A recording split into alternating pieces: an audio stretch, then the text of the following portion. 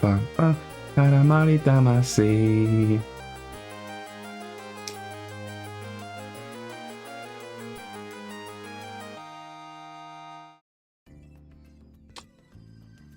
Hello. It's Tenchi time. Good Tenchi morning. It's Tenchi Saturday. Hello and good morning, Reed. And also good evening. Yes.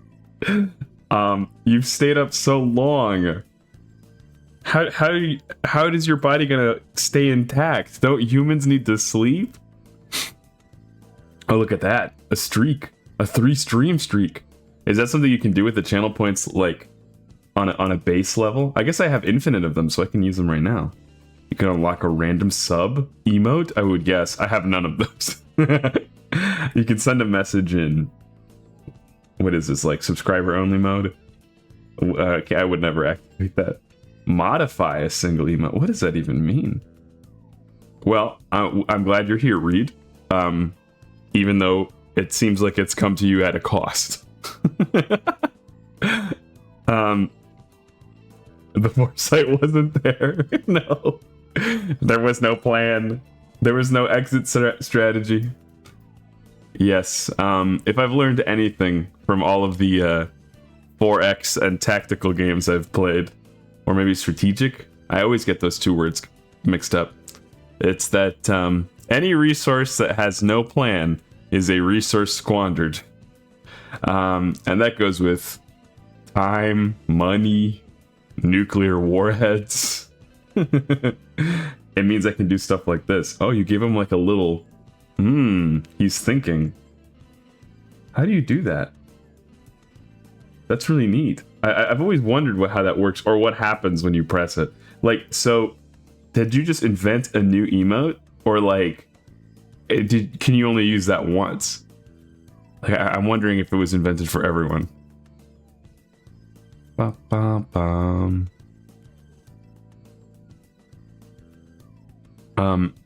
I am doing well. How are you doing? How's everyone doing?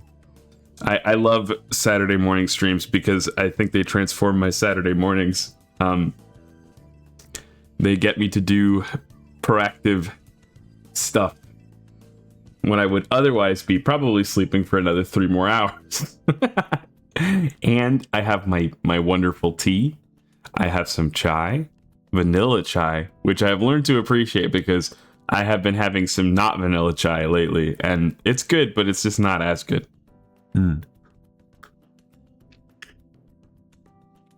It says I've unlocked it for 24 hours. Might need to reboot Twitch for it, though. Oh, okay. That's neat.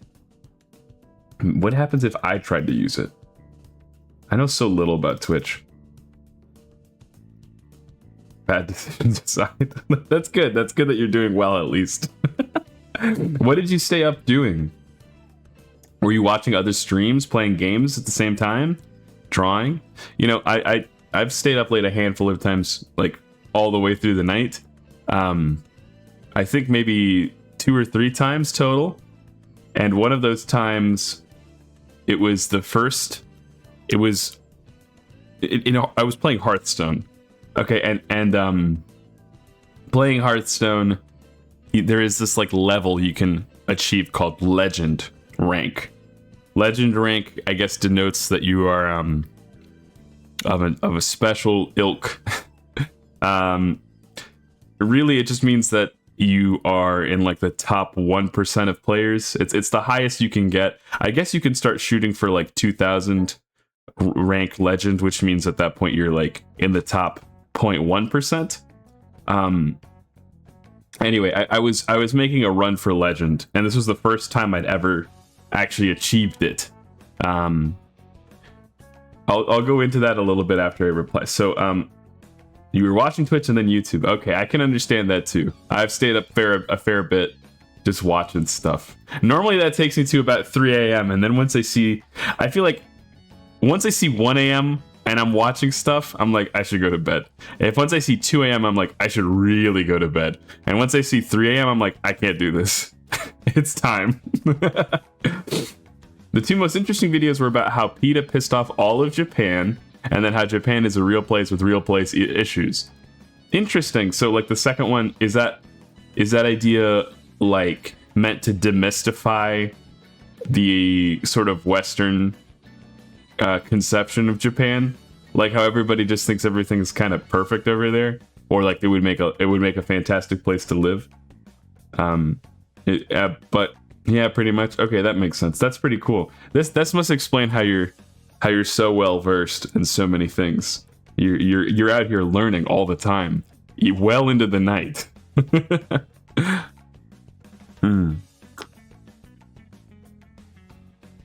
Yes. What I was learning about last night before I went to sleep, I don't think I was learning about it, but I was thinking about it. I finished Code Geass for the first time yesterday, but I just reminded myself what I was talking about. So Hearthstone Legend, yeah. The only thing I wanted to add about it was that Legend at first, the first time you get it, feels like it's something really special and powerful and important. But Legend, or getting to Legend, I should say, it's a matter of a math game, right? As long as you've got a win rate above 50%, you literally just have to keep playing games, and eventually you'll make it to Legend. So it's more of a start at the beginning of the month and just keep playing Hearthstone until you get there kind of deal. And that's one thing I thought was funny about it. But once you get to the top, apparently you start basically only facing the same opponents over and over again, because they're also like trying to be the top at Legend. And then it becomes more of a it almost becomes like a counterplay meta where like with a good certainty who you're going to play against. Therefore, you have to kind of predict what deck they're bringing to the table. Kind of depends on what time you're playing, but I remember watching a couple of streams where some folks were in like top 500 Legend, and they were basically ducking each other and trying to counter pick each other. Twitch carried me to 3 a.m. I decided to put down Twitch, but YouTube snuck up on me. Tired Reed doesn't make good decisions. meta counter meta rogue scenario. Yeah, exactly. Like, it's like playing rock paper scissors at that point. It's pretty intense. I remember I made it to like a pretty high rank in Legend and Wild, but that was kind of back before that meta or that format was like irrelevant to everyone. And now it seems like I don't play Hearthstone. I don't care about Hearthstone. I don't think Hearthstone's ever going to take me back. I think the Battlegrounds mode is really sick, but like the last time I went back to Hearthstone, I had realized how much the game had sped up, and it just wasn't the game I wanted it to be anymore, you know? And I think that's the case with card games. It happens, especially when your favorite mode of playing is a format that is going to change and evolve. Like, that has to be one of the things that we have to say is good about Magic the Gathering Commander. Like, Commander, despite being an eternal format, and the fact that it's so focused, like this is what everybody cares about right now. I would say that in the last decade, Commander has not changed measurably that much. So like, yes, they've had partner commanders, they've had the enchantments that you can have in the command zone. They've had a lot of, if your commander is out, these cards are free. So I would say the upper range of the power level has gone up, but the average is still the same, I would say, because like it's a casual format. So like CEDH is like very different than it was 10 years ago, much more powerful. But yeah, the high social aspect, like you just said, Reed, it helps a lot. Like, people aren't just necessarily trying to make a powerful deck. They're trying to make a cool deck, a deck that's powerful in a specific and cool way. It's only at CEDH where people are like, fuck it, I just want to win. Like, I was playing some Commander on Wednesday. It's the first time I've gone out and played in a long while. I've got to play my Sephiroth deck for the first time. Very happy about it. I haven't shown it off on stream, but I did get a copy of the Sephiroth that has Tetsuya Nomura's new art on it. I got to flip it on like turn 5, which was awesome. He transforms into the scary nightmare angel version of himself. So It was a blast. And then I played Cloud. I played the Cloud Precon. It was a very Final Fantasy VII forward kind of game, a night. But yes, so when I played, I was taken aback.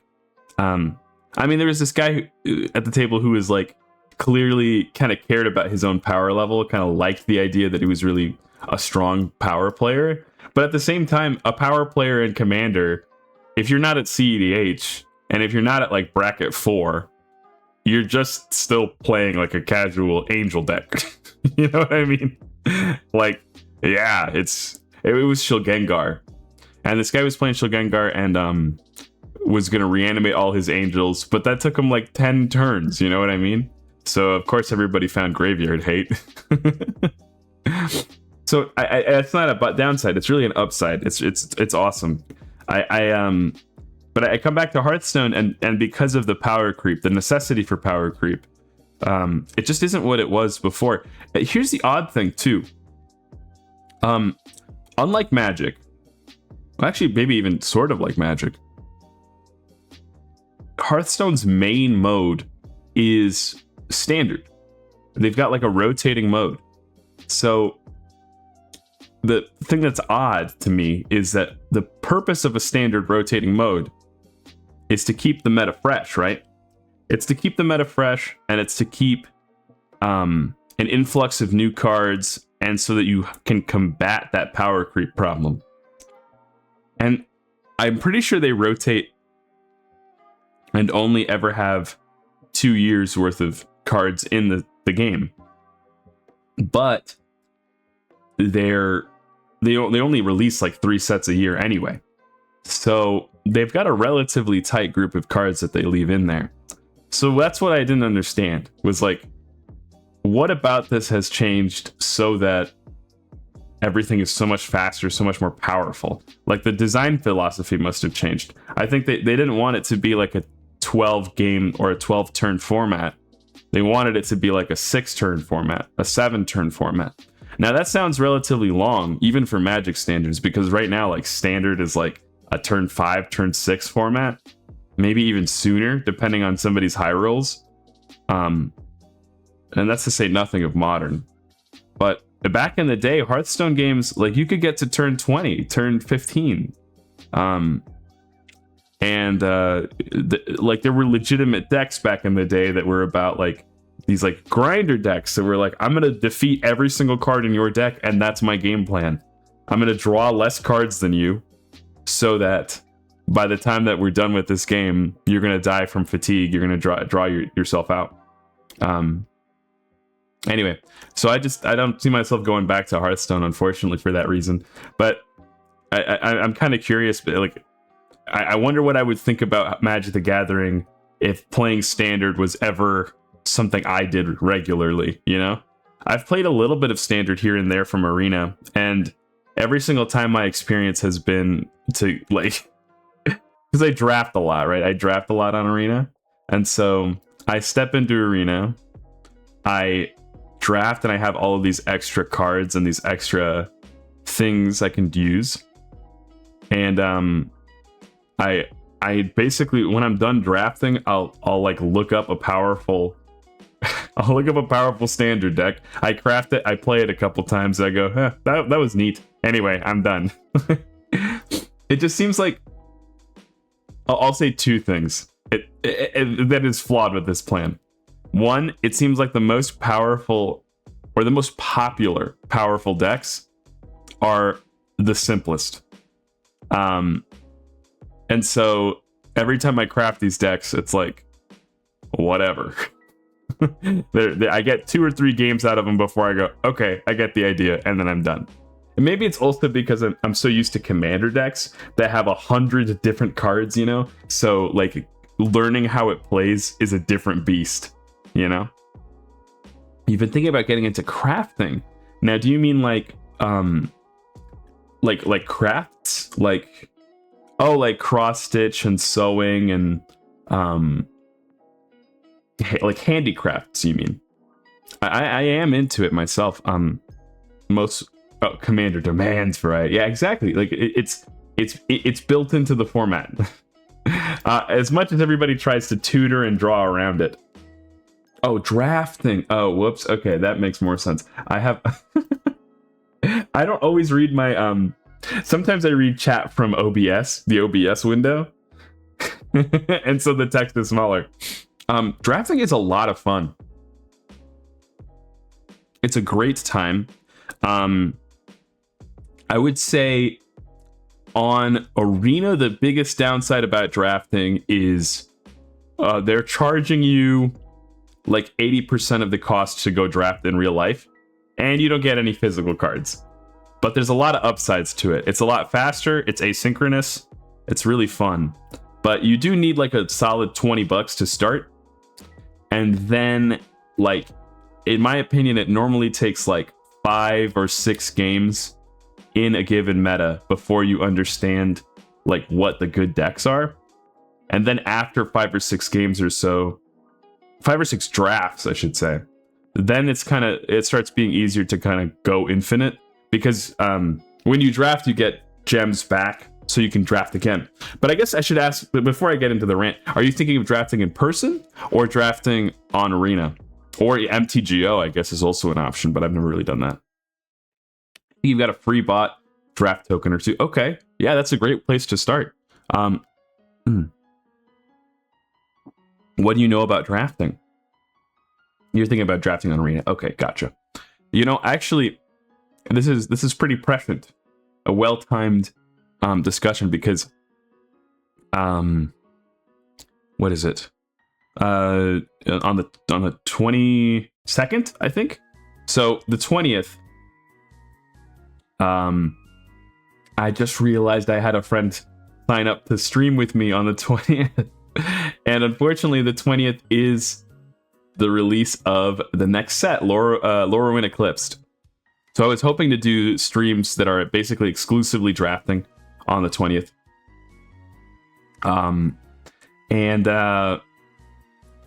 So on the 22nd, we're going to have, what's his name? We're going to have Eric on stream. We're going to be streaming together, and he's going to be learning how to play the game. I guess now that I think about it, though, we probably won't be drafting. So I won't be able to give like a crash course then. You know, I was thinking of playing TF2 today, but I really love Magic. So I love Magic, and I don't mind making it sort of a quick drafting lesson if you're interested. Well, apparently MTG Arena needs to update anyway. So we might not, but we'll see. To me, the core of drafting strategy, there are some basic heuristics, like the concept of bombs and the concept of removal and the concept of the curve. To me, those are the 3 most important things you can learn about when drafting. The next level, it gives you another couple percentage points in terms of how it works. But then it's signaling and like reading the table. That's also pretty important. And then at last, I would say the last layer, and ironically, one of the layers that helps the most is just knowing the set. Learning the set, watching other people draft, watching limited set reviews, playing the set. And I think that's one of the things that makes drafting so much fun. You start caring about cards that you would never care about otherwise. You start caring about cards you would never care about otherwise if you were only playing Commander or Standard. I think that's the best part about what's it called? Drafting in any format in general, is seeing a card find its home. Which is funny too, because I think that Commander players can look at like a pile of commons and they'll often go, what the fuck is the point of this? And it's like, well, it isn't for you. But it was a beast in Limited, let me tell you. Not sure if you'll learn the best tired. Well, that's okay. I think I'm gonna draft it anyway, and I'm probably not gonna play. I'm probably not gonna play the whole thing, but I do feel like drafting at least one more. What's it called? ATLA draft for the road. Now that it will be gone. I should check though too, because I think I might even have a draft deck already. Which, if that's the case, then I probably won't draft. Oh, look at that. I don't have a draft deck. Okay, well then we'll draft real quick, and I'll talk through my strategy. If nothing else, you can watch the VOD when you're more alert. Yeah, that's a good move. I think most of the time when I draft, I don't really have, I guess, the let's teach people how to draft mentality. But this time around, that's what we'll try. We'll do Finch teaches how to draft. If only it would pick up where Arena is. What's going on? Ba-ba-bum, ba-bum. Come on. Technical issues. 1 second. Welcome to the stream, Just AJ. My name is Sharp Finch. I am an Angel VTuber, and I play all sorts of games you can only play in heaven. It seems like you've been around before. How's it going?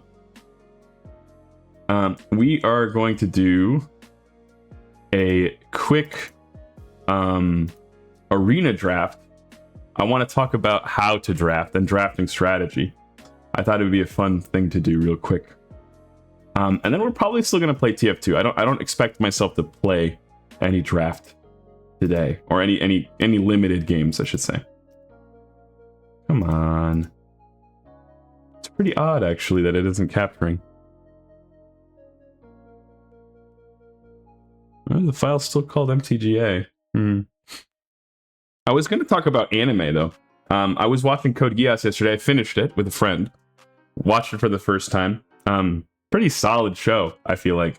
I didn't expect it to grip me the way that it did. Especially because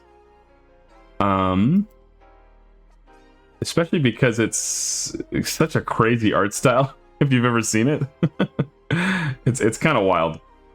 Everybody looks like bugs, like stick bugs. Big eyes, thin little bodies, almost sickly. You're like, are they eating? But it has a fantastic story, a really good ending.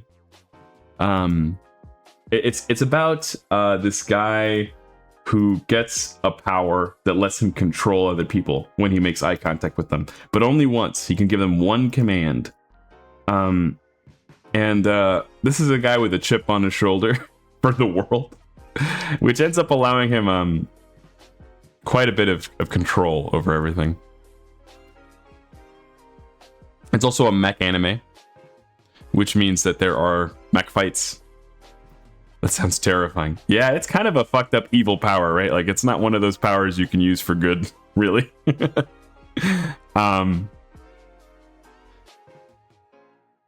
Is it quick? No, it's not quick drafting I do, right? Maybe, is there a difference between quick draft and premier draft?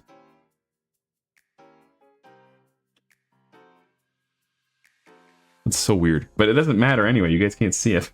I don't know why Arena's acting up. So yeah, it's sort of like a Death Note situation where like he's like a normal guy, and then his true colors start showing up pretty much instantly once he can control shit. But he's really charming, and he has a lot of friends, and that's kind of neat. I think it had a sense of humor as an anime. I think quick drafting was drafting against bots. Yeah, I think you're right. I don't normally do that now that I think about it. Right, I guess that makes sense that it would be that would count as quick, right? That's so odd that my OBS is just not recognizing MTG Arena. I wonder what the deal is. I'm gonna restart Arena and see if we can't get it to boot up.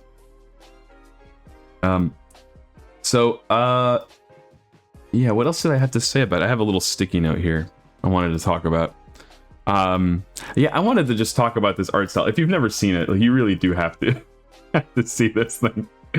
I've got too many invisible objects making everything hard. So we're looking at what is it called? Code Geass's art style. I feel like it has to have a name for this style because like this is so specific. Like, okay, anime characters, they're already known for big circular heads like bobbleheads at the top of silly bodies and crazy hair, but like it's such a different story with this anime, if you ask me, because their eyeballs are so massive and their bodies are so thin and their arms are so long. And this is no shade, like I don't know, it's just, I remember thinking when I watched the first couple episodes, I was like, I am never watching this thing. But it's, you know, it's turned out that I'm just a fool, and that it is a fun anime after all, and it's pretty watchable. I'll get into it some later, maybe when we're playing TF2, but I do have Arena working now, so ba-bam. Okay. So now a very quick introduction to drafting. We're not going to do cube. We're going to do some more avatar drafting. Let's boot up.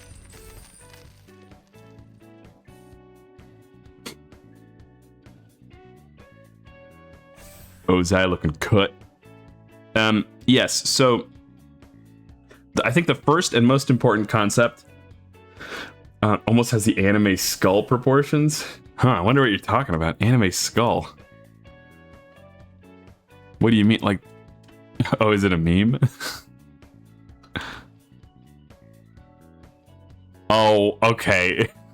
I guess I see what you're talking about, if this is what you mean. Yeah. It is almost at that point where it's like, how much of your head do your eyeballs make up exactly? Alrighty, so yeah, the most important concept that you can hit with drafting is the idea of a bomb. A bomb is a card that normally gives you a 2-for-1. That means you are paying for one card and you're getting 2 cards of value immediately. So even if your opponent were to remove it, like just from the value of the exchange, you're up a card. You'd also prefer your bombs to be cheaper, because if they paid 4 mana for the removal, but you paid 2 mana for the bomb, then you're also up on mana. So the basic concept is to be playing cards that will slowly take over the game for that reason. So in this pack, I wouldn't call this exactly a bomb because it can't take over the game, but this Messenger Hawk, when it enters, it makes a clue token. And that means if you blow up my Messenger Hawk, whatever, dude. I don't care. Like, I still drew a card. And you blew up a card to get rid of it, so I'm up on the exchange. Also, generally, you want to favor, right below bombs, you want to favor removal. Now, just from my game knowledge of this set, I happen to know that white and blue are really powerful. I know that Boomerang Basics is really good interaction. It bounces something to opponent's hands. You can use it on your own stuff and draw a card. Abandoned Air Temple is also really strong and can let you just take over games in the late game. Personally, I've never gotten to use Abandoned Air Temple, so I'm going to grab it. Especially because I think white is a little stronger than blue in this set, so... Now, this pack, I would say that the strongest stuff here is generally speaking, like removal. I guess this Deadly Precision is okay, removal. Octopus Form is not really removal, but it's interaction and it can protect something of yours. Meteor Sword, I have found, is actually pretty okay. We don't really have any bombs, except for this guy. So this guy draws us 3 cards. It's a much more resource-intensive format than Commander. Yes, it's more resource-intensive, and every card counts in a way that Commander, like, not really. Like, you basically need to be up, like, 20 cards in Commander to win. In this game, being up 2 or 3 cards will really make the difference. And that's why I'm going to grab the Accumulate Wisdom. There's a lot of lessons in the set, and this thing, if you have 8 lessons, 7 lessons, it will draw you 3 cards. And 3-for-1ing for 2 mana, hard to beat. This is one of those lessons in the set. I would say that I don't really want to grab this because we've only got white and blue. And we're getting past quite a lot of blue. Like, this is a pretty solid uncommon. This is a really solid common as well. So is this. Firebending Lesson is good removal, and we've opened up 2 of them. We opened up 1 and we were past another, so we could have gone red, probably. But white-blue, I think, is normally the color combination you want to be. And we're getting past blue. I think it's really difficult to say. So this card, since it scries 2 and it wards 2, you don't really get like a card of value, but you get a lot of mana value, basically. And a 4/5 flyer is hard to deal with. So I'm probably going to prefer this, even though the Airbending Lesson is a good choice. Okay. Sokka is arguably a bomb. Every time you cast a non-creature, you get another 1/1. That is a threat. It's not a full card value, but it's like half a card. So if you can cast 2 non-creatures, like that's pretty good. Unfortunately, though, I have found that it's really difficult to cast cards like this. Like, if we're doing this, we're basically committing to blue-white. And right now, we only really are committed to blue. Waterbending Scroll is pretty okay, but you have to be heavy, heavy blue. But then again, the other options in this pack aren't great. I would pick maybe Rocky Rebuke because it's removal. This card is okay, but not fantastic. This is pretty good if you're heavy green and you're ramping. I have found that this piece of removal is also all right. I guess the Wandering Musicians we could also play, which is a solid card, but it doesn't really 2-for-1 the way that Sokka does. And I'm not going to get past another Sokka, so I'm going to go with Sokka at the end of the day. Okay, this is here's another concept. What are you getting past? What is the table signaling to you? Allies at Last this late is a very late pick. This is a very good card. It normally gets picked like the third or fourth time that people are picking. So to see this in the pack still is a surprise, and maybe is signaling that the person to our right is not playing green, which means that on the 3rd pack they might pass us green as well. But we're not in green, so I don't think we pick it. I really like Zhang's Deserters as a 2-drop. Rowdy Snowballers is okay. I like it because it does commit us further into blue instead of white, but I think it's okay to pick up the white card here. This pack is not fantastic. Razor Rings is pretty okay removal. The problem is that it can only really ever deal with 2 and 3 mana creatures, so you're not normally getting up on mana. But it's still removal, and we don't have any removal right now. The Barrels of Blasting Jelly is pretty okay as well. I think we'll just grab the Razor Rings. And at this point, we're committed to white-blue, probably. We don't have any 4-mana creatures. It's worth considering this guy, just to fill out the curve. But I've seen Meteor Sword played. I like Meteor Sword. It almost always does something. This is a piece of removal in the late game, and as long as you're hitting your land drops, which you will do in blue because you have a lot of cards that you draw. This is also a pretty late Earth Rumble, so again, I'm getting the sense maybe they're passing us green. It's not too late to jump over. But Meteor Sword we can play in either this deck or another deck. Okay. Well, so Swamp Snare Trap is some solid black removal. Now I'm thinking that green and black are open a little bit. This is kind of late, but not that late. But Hama is a really late card to be passing to us. So now we're definitely going blue. Heavy, heavy blue. Oh, Wolf Bat. Okay. I'm starting to regret not going green-black. But only a little bit. Like, the problem is that green-black, you kind of need the rares to carry. So I like this North Pole Gates because we have Hama. And that requires a lot of blue. The only other card I'd pick up is the Wandering Musicians, and I don't think it's that good, so I'll grab the Gates. Second Meteor Sword. Unfortunately, there's not really anything for us in this pack. I'm only really looking to run like 2 mountains to play Sokka. I don't think I'm going to play 2 Meteor Swords. I'll grab this, but I really doubt I'm playing it.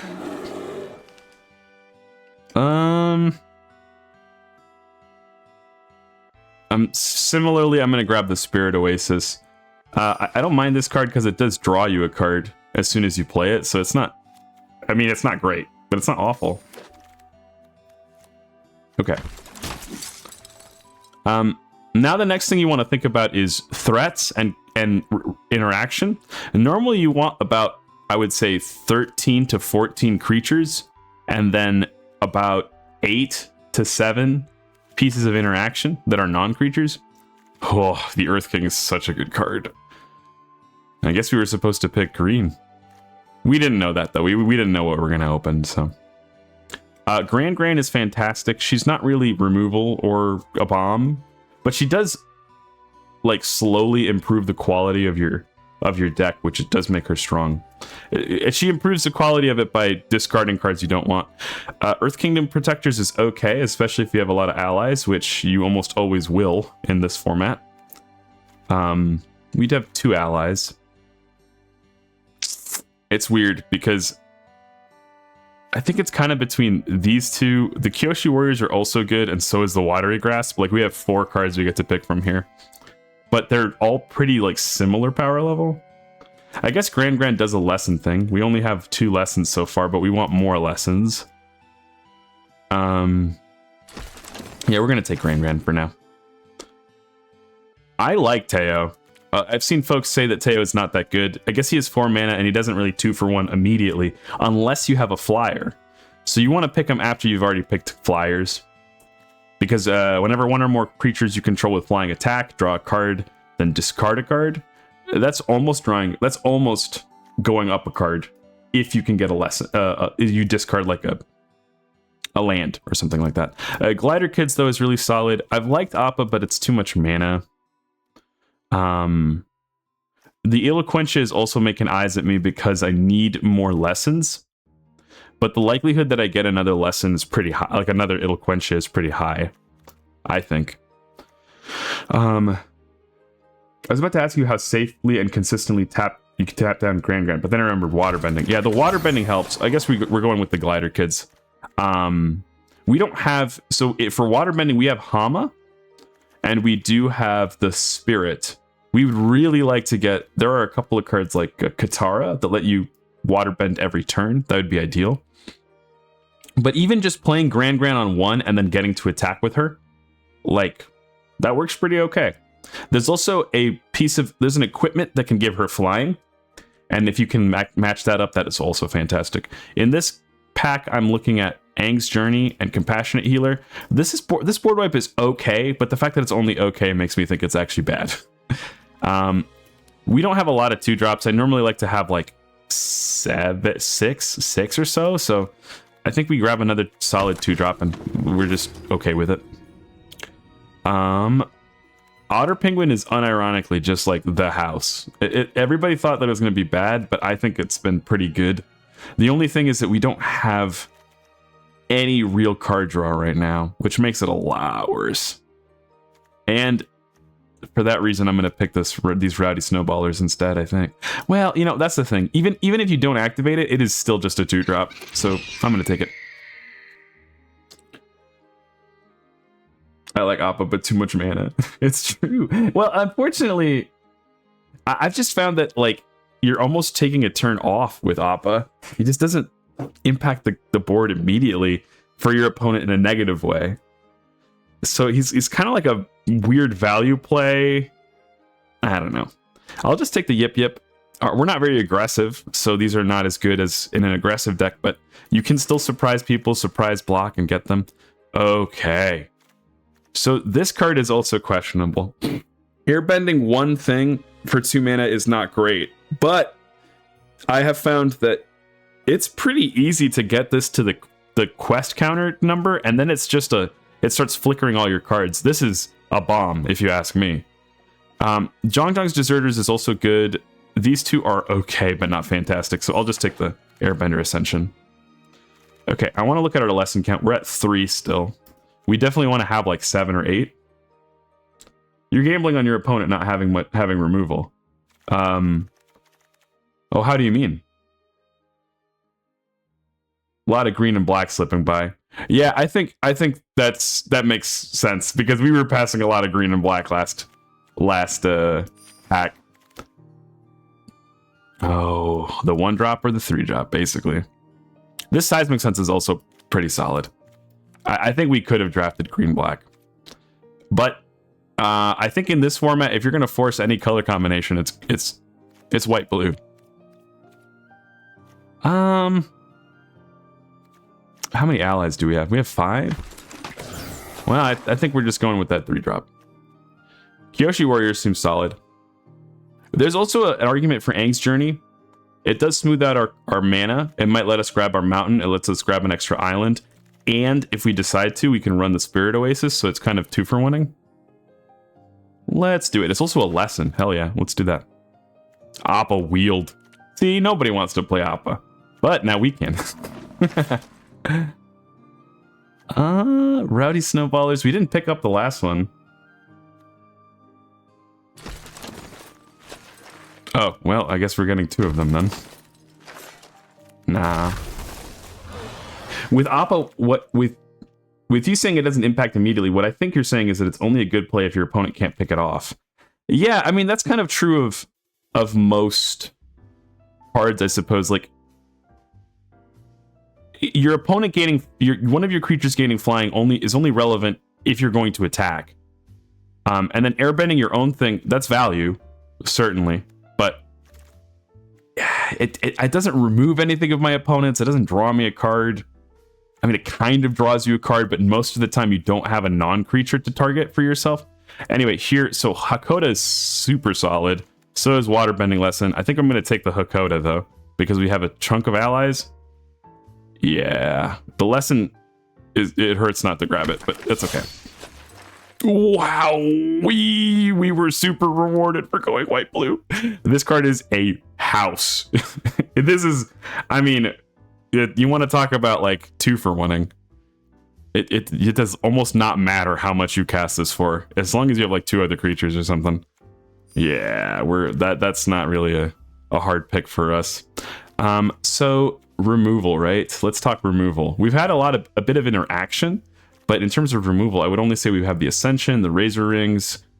I mean, this is hardly hard removal either. So, Zuko's Exile, Meteor Sword.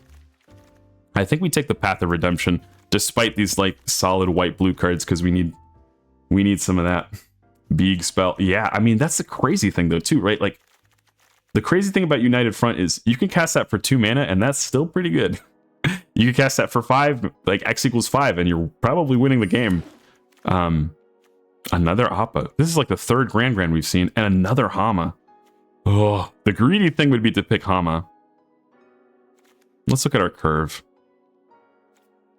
We have a lot of non-creatures. Like, there's something kind of greedy going on in this deck. Oh, I guess we have the Zuko's Exile as well for removal. I would normally not consider Sandbenders a storm, but like we have kind of a need for removal. So there's an argument for it. It's not a lesson though. Well, I think if I had reacted there, I probably would have grabbed the Hama instead. Yeah, that's kind of greedy, but Hama has that instant 2-for-1 potential that makes a card fantastic. I would say that we want to pick up at least 1 more 2-drop probably before this pack is up. A North Pole Gates is actually considerable, just because of the Hama, but the Benevolent River Spirit is also really solid, but like I don't think we have enough early creatures to kind of get there.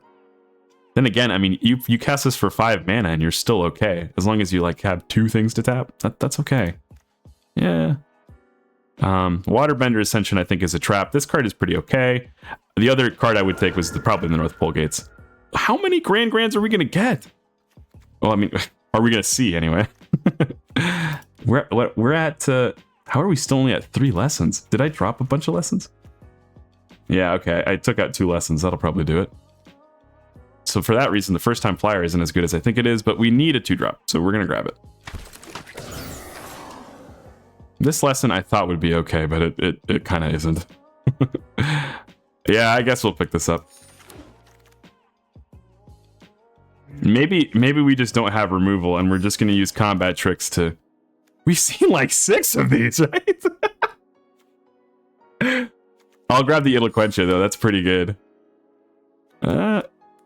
Okay, am I losing my mind? How many Appas did we see? Are these the same two Appas? Oh, I guess they had to have been, right? Because we've already passed the 8th pick. Could have had Appatron. Okay, Barrels of Blasting Jelly sounds fantastic on account of the water bending and the fact that it's removal later, and it'll help us cast Sokka and Hama. Okay, so there were like 3 of these guys opened in this pack alone. I'm gonna grab the Waterbenders Water Skin. We have a couple of ways of casting our stuff early. We are probably gonna end up playing the Sandbender Storm. Okay, well, I guess it goes to show that maybe talking about how you draft at the same time as drafting is not necessarily that easy. So I might like actually prepare a little PowerPoint sometime. So when I go back and I build again afterwards, I like to start with our bombs. So United Front, that I want to play that every single game. I want to play that every single game and make our opponents cry. Sokka is solid, but not fantastic. But I still want to play it every game if I can. Hama as well. And like let's take a look at those, right? So why do I want to play them every game? Sokka is probably of these 3 the least card, the last card I want to see every time, because I need to get like another non-creature spell in order to really make him sing. But that actually makes the Yip Yip and the Enter the Avatar state better, right? Because I can cast him on 5, keep up the Enter, or keep up a Yip Yip, and now he really might like survive combat, and I get a 1/1. So now I'm thinking this is pretty good. I actually call Abandoned Air Temple also a bomb, but we'll get to that. Hakoda is definitely a bomb. That's because 4 mana 3/5 Vigilance on the body is okay, but you're very likely to be able to cast an ally. We have a lot of allies, so he's basically drawing you a card most of the time. You can cast him on 4, threaten to play an ally on 5, or cast him on like 6, cast another ally. Hama, Sokka into United Front is probably the perfect thing. Oh yeah, I think that what I'd rather do is like United Front for 3, Sokka afterwards, and now I'm threatening to attack with all these menacing allies, because Sokka does give them menace and prowess. Whew, that's gonna be tough. Hama is solid because of you're getting removal from your opponent. I will say we've got 3 colors here, right? I mean, it's really 2, because we're just gonna play maybe 2 mountains for Sokka. But Hama is one of those ones where it kind of depends on how this deck plays. After the first 2 games, you might consider cutting Hama just because triple blue is really difficult and limited. But why is she a bomb? Because she's coming down, she's going to grab removal from your opponent. And at least the way I play her, I'm only playing her when there's something in the yard I want to cast that turn. Normally like a 2 mana kill spell. And then I'm going to waterbend with her and another creature or another land. I'm going to get my 2-for-1 right then and there. And our opponent, I mean, I have a 3/3 now. Like, you could kill Hama, but I already got something from you. United Front is self-explanatory. I mean, you look at the modes you can cast it with, right? 3 mana for a 2/2 plus +1/+1 counters on all of your creatures. Already, to put a +1/+1 counter on each of your creatures, I'm fairly certain that that's a card that already exists. It's probably not a great one. Counter each creature, I want to say. Something like that, right? Because that's the language it says. That's funny. Is it? Oh, this is actually alphabetical, but it just happens to have a ton of Avatar: The Last Airbender cards here. Where is it? I'm not looking for like a creature. I'm looking for like an instant or a sorcery. I guess I should probably specify that then, huh? Normally those are sorceries. I'm thinking it's like a 1 and a white sorcery that'll put a +1/+1 counter on each creature you control. Here we go. So Basri Solidarity is already a card. That means it's not a great card, but if we cast United Front X = 0 and we have like 3 creatures, that might be like a play we make. But 3 mana 2/2 with that enter the battlefield ability, already good. 4 mana for 2 2/2s and that enter and that effect, fantastic. Like, it does not matter when you cast this. It's gonna do a lot of things. If you want a full multiple cards of value, I think you have to do X equals 2, X equals 3. But like, I think we've already explored. This is fantastic, no matter how you slice it. Abandoned Air Temple, I think, is also a bomb, because once you get to the point where you have no cards left, and I will say, we actually have very little card draw for a blue deck, but so we will end up with our hand empty. This starts being literally 0 cards that you're paying, and you're getting like a half a card worth of value. This card is going to make it so our opponent, we're basically always going to threaten to slowly, I guess, what am I trying to say? I think limited is about setting up. If you have tempo in limited, if you're first, if you've got control of the game is about keeping your opponent at a disadvantage on the board state, keeping them below parity so that you can keep doing damage and kill them. If you're behind, if you're going second, if your opponent has more stuff on board than you, it is about getting to parity, locking them up, and making it so that you can stop getting attacked. That means that a lot of the time, especially in limited, the board states are locked up. Nobody can attack profitably and get mana or get cards or get life out of attacking. This card makes it so that we're always threatening to break parity and win and make it so that all of our combats are profitable. So that on a land that almost always enters untapped as well, it's tough to beat. The other thing is that folks don't run land interaction, so it's really like, you can consider this card practically uninteractable. Incremental advantages over time, exactly. And it's not just incremental advantages over time, it's incremental advantages over time that is not really costing me on the deck building side of things, and my opponent is not going to be able to stop. It's powerful. That's one of the reasons why Bossing Say, I think it's basically the green version of this in the set. It might be better than Abandoned Air Temple, because getting a 2/2 versus getting, like, you need creatures on board for Abandoned Air Temple, but for Bossing Say, you don't even need that. You just start making your lands a threat, and it's fast. It's very fast. Like, you only need to activate this twice, and now you have a 4/4 that your opponent was not dealing with before.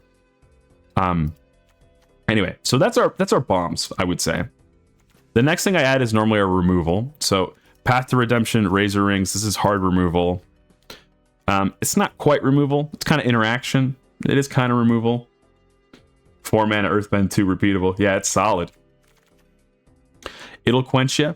These are pieces of removal. I would also grab, I think in this deck, we're grabbing that Zuko's Exile. We're grabbing the Barrels of Blasting Jelly. I wouldn't normally want to, but I think we kind of need to. So normally we want that to get that number up to like 8. 1, 2, 3, 4, 5. I think that's as high as we can get it without dipping into Sandbender's Storm. But this card's really, really niche, and we'll consider that later. Airbender Ascension is not quite a bomb because you have to work for it, but it's a piece of interaction. I think it's a piece of interaction that threatens to be a bomb later. And now we start to just kind of fill out the curve, I would say. So we definitely want to grab this land. I think we do have to grab the Aang's Journey because of the Sokka and the Hama. We're looking at 8 non-creatures already. So, I mean, that's about where you want to be. We might go a little higher, just because of the draft, what we drafted, and because of Sokka and such. So I would start with the 2 drops. Our best 2 drops are Zhong's Deserters, Compassionate Healer. Honestly, I think we're playing all of them because we don't have a ton. Yeah, it's just those 4. At least, though, with our deck, we're also likely to have Airbender Ascension, Path to Redemption, Razor Rings, These are solid, or even Aang's Journey. Like, we have solid reactive plays on 2. We basically actually want to go second, if anything, with this deck. Glider Kids, just to fill out the curve. Grand, I think, ends up being not that relevant, maybe? We don't have a ton of water bending. And we don't have a ton of lessons either, actually. Accumulate Wisdom is good whether or not you have lessons in your graveyard, to be honest. I'm considering the water skin. Consider the water skin with me. These cards are better when you have, like, things to protect is the problem. Like, we don't have a ton of early threats. It's just the plain reality. I think that's one of the most awkward things about our deck, is that we would love to be able to trade a couple of these cards for just 2 mana creatures. And that's one of the concepts of limited, right? It's the curve. I would say if anything is weak about our deck, it's 2 things. We don't have a lot of removal, and we don't have a very good curve. Maybe we play a Snowballers for that reason. It kind of, tapping down creatures, putting stun counters kind of helps to massage not having a lot of 2-drops. Maybe there's some argument for Platypus Bear here for that reason. We just kind of want to be defensive. I could actually see it. And now we have 5 2-drops. 5 2-mana creatures. How many lessons have we got? We've only got 4. I think we can justify the Enter the Avatar state. It's hard to see us justifying Yip Yip with so few 2-drops.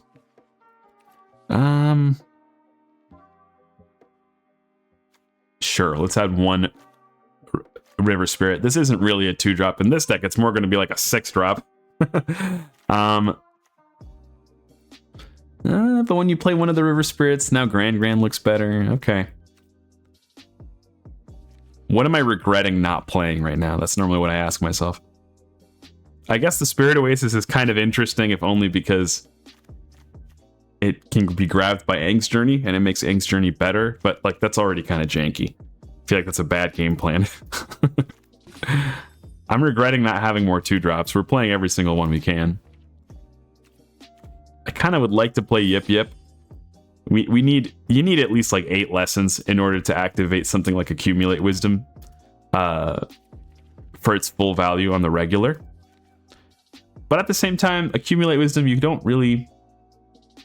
I think it's okay, as long as you don't... Even if you don't get to. And I don't want to make my deck worse just for 1 card, I don't think. Okay. I would say this is a pretty alright deck. We have really nice bombs. I know I said I wasn't going to play... We're going to play 1. We're going to play 1 and see how this works out. So, I would suspect... In an opening hand, I want to see a 2-drop. I want to see Sokka or Hama. I'd like to see a piece of removal as well, and 3 lands. And ideally, it's like island, plains. No, I want a North Pole Gates island and then a mountain. You got to manifest, otherwise you never know what your dream is. Very cool. I didn't know you could get Sephiroth. Wow. The Barrels of Blasting Jelly turns us from unkeepable garbage into considerable garbage. I think we'd rather have another land. The likelihood that you draw a land at any given point in a deck with 17 lands is like, off the rip, it's something like in this realm of 30 to 40%, which means that keeping 2 land hands is normally not a good idea. What's the upshot of this hand? We have access to all our colors. We have 2 of our bombs. If we draw a land, we actually have a really solid curve. If we draw 2 lands, we have a crazy solid curve. The likelihood of that is low. But I actually think the likelihood of our... I don't know. I'm kind of a gambler. I don't mind keeping it. Let's try it. Especially because we're on the play, so we get an extra draw. Opponent kept 7. Oh, look at that. We look like geniuses now. We're going to cast the Barrels of Blasting Jelly. Opponent kept a solid 7. They're on white and blue as well. Yeah, everybody's trying to force white blue. This is one of those fantastic cards. The The Aang's Journey is also great too, because now we're gonna, I mean, it doesn't matter how you slice it, it's gonna work well. So this is one of those one of the reasons that blue and white are so powerful in this set. We didn't see one, and the fact that we didn't, and maybe means that we're forcing it right now. This color combination, but this thing trades, dies, and gives you a clue immediately. And if you're doing the second draw every turn, it starts to be a very big threat. So we're gonna go ahead and just play a 2-drop. It's not a very complicated turn, but I'm not sure if we'll trade. Kind of depends on opponents should just play a land and attack, force us to think about things. You don't want to cast a spell right now because that gives us too much information. Yeah, so now I have to think, okay, does he have a trick? Probably not. Do I want to trade into this? It feels really bad to trade into it. Do they have a 3 toughness creature? They might very well have another their own glider kids, and if they do, then the compassionate healer is a little awkward. I think we hold off. This is an ally, right? So it'll get buffed by Sokka as well. Okay, that feels like it was a pretty okay exchange. Now, part of the reason I didn't want to trade is because now I get to attack with the compassionate healer and Scry. And I don't care if they trade this again. In fact, if I trade this now, he's going to have like a backlog of clues. He's not going to be able to like keep up tempo. So I'm going to go ahead and attack with the healer. We're basically looking for a land here. So I think we drop this. We don't want the card.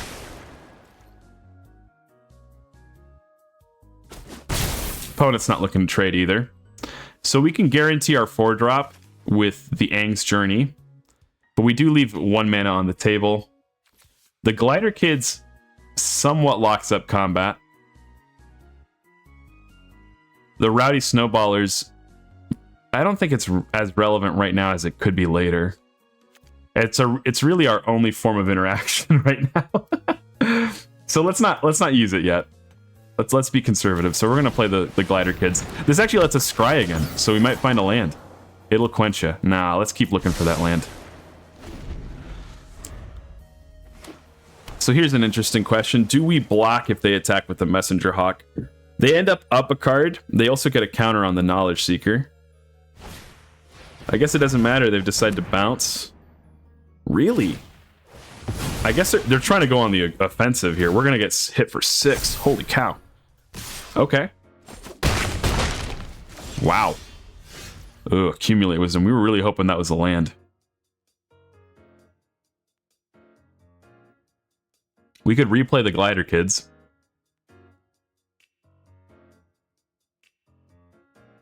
I don't know. I don't think so.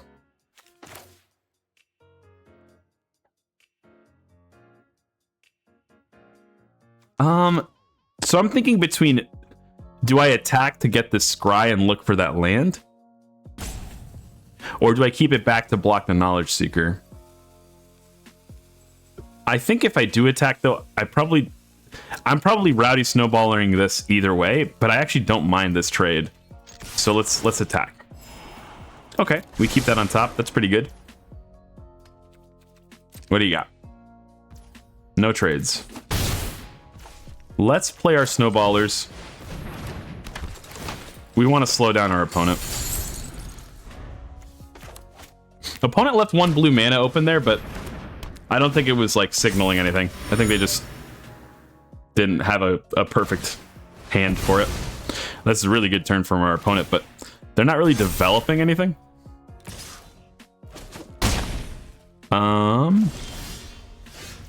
Okay.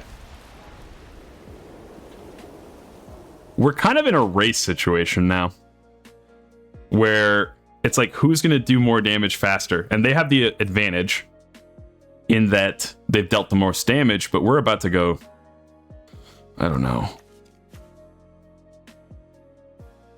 Hakoda or Sokka? I can't protect Sokka. I can't immediately get an ally. But I would need like 2 more lands before I can play Sokka and a spell. So developing Sokka is not a terrible idea. But then the Hakoda locks up combat against the Knowledge Seeker, except that they can go up to 5 tough, 5 power, and then Hakoda can't trade. It's not looking great. There's an argument for Accumulate Wisdom to try to find a piece of removal. I think we play the Hakoda because it's probably the more difficult thing for our opponent to interact with. Seeing the United Front on top means that I'm not going to attack.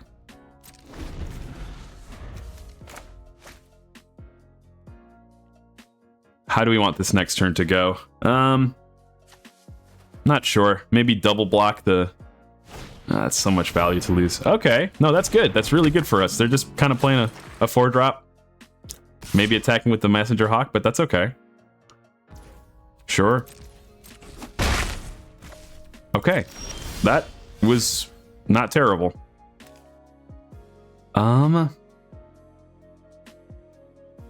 We can make 2 2/2s, plus put a bunch of counters on everything. Once this is a 4/6, we could attack, force them to double block, and then they lose the Knowledge Seeker. Oh no, ads. Yeah, sorry. We could also play Grand Grand. I'm incentivized to play Grand Grand.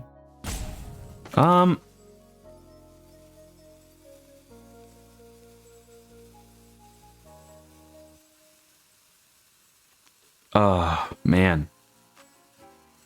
This is not easy. We can go Grand Grand Glider Kids and then next turn United Front or Sokka to like surprise just obliterate them. Let's do Grand Grand to start. And then Glider Kids. Let's scry this away. I really want another land. Oh, good. Okay. Now, again, so he's basically drawn us a card. We could attack with the Hakoda. Force them to...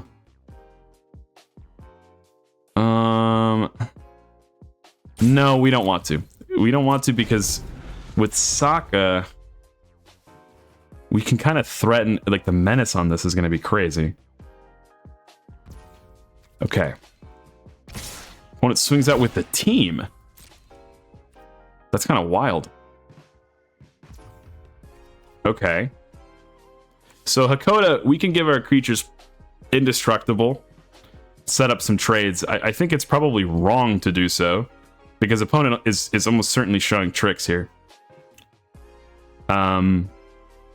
We just want to avoid dying and taking a ton of damage. So let's block. Let's block, but let's not be like super greedy. We might actually be able to threaten a crackback lethal, right? 7, 9. We only get plus, 4 there. That's really close. Although he has a 1 blocker. We can't do both either. Yeah,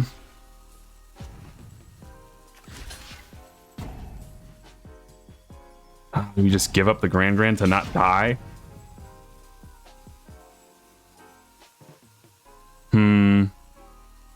And then at that point, I guess we could try to trade in, but then if he's got anything, we just look like a fool.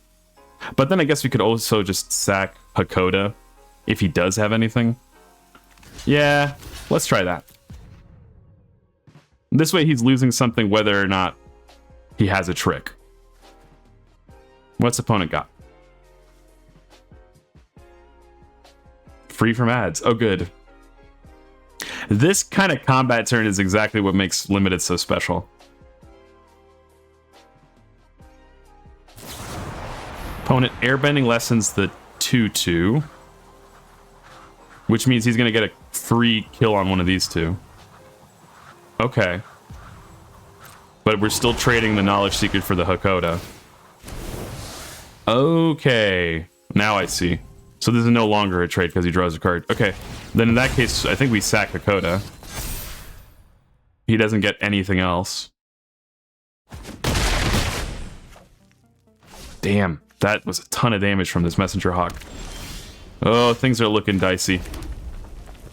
As long as the opponent can draw a card from hand, I guess we could give up the Glider Kids. We're just not going to end up with enough time. You could shoot one of his creatures.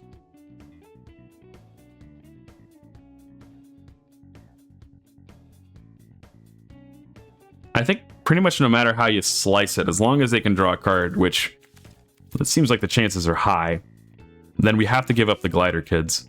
The United Front X equals 3, though, sets us up for a decent set of trades. They have 2 mana open, though, too. They could have a It'll Quench You. I think if they have an It'll Quench You, it's probably just GG. Unless we keep up the Barrels of Blasting Jelly, of course. Let's do United Front X equals 3. I want to play my card. Yeah, opponent's got nothing. Okay.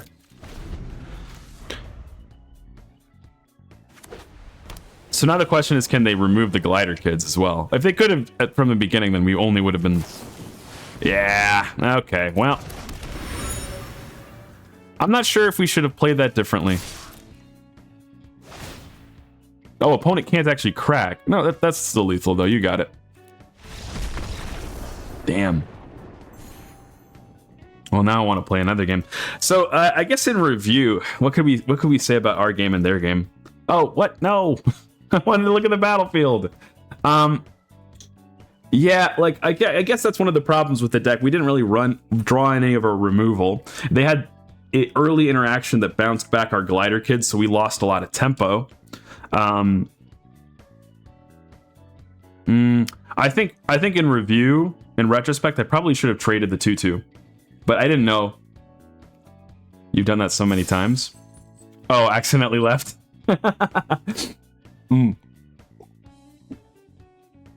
Yeah, I think with perfect knowledge, we trade the 2/1 there in our first turn. But we were looking for that land, that 4th land. And that's also one of the problems with that hand, right? We only had 2 lands. It's a miracle we drew a 3rd one. We wouldn't have been in that game if we didn't. But I got greedy and I was like, oh, let's look for that other land. What did that teach us about the deck? I mean, our bombs are good, but they're not early. We need a lot of time to deploy them and to get the value from them, which means we need a lot of lands. We probably want to be drawing like, I don't know, drawing and playing like 5 or 6 lands a turn or a game. And in fact, so what cards felt awkward in our hand? Sokka, for sure. I mean, we knew that going in. We knew that Sokka was going to be kind of an awkward card. But it gets me to think, are we supposed to put in a Rabaroo Troop to kind of half run another land? I feel like it's considerable. Like instead of that Platypus Bear? But we don't have almost any 2-drops. And that's a legitimate one right there. Hakoda felt solid. Like he drew us an extra...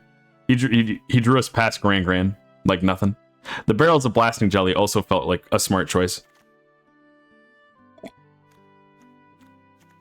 There's something to be said for the fact that the Bender's Water Skin gives us more mana.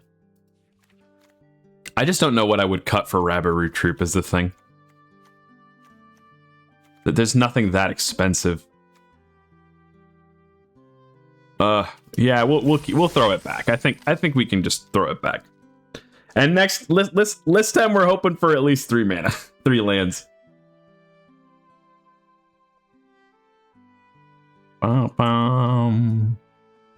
We're vibing.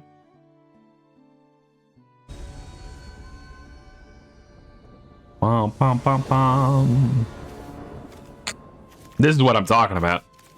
2-drop, 3-drop, one of our bombs. And we're going first with a hand like this? That's solid. Oh, you did say throw it back. That's true. Whoa.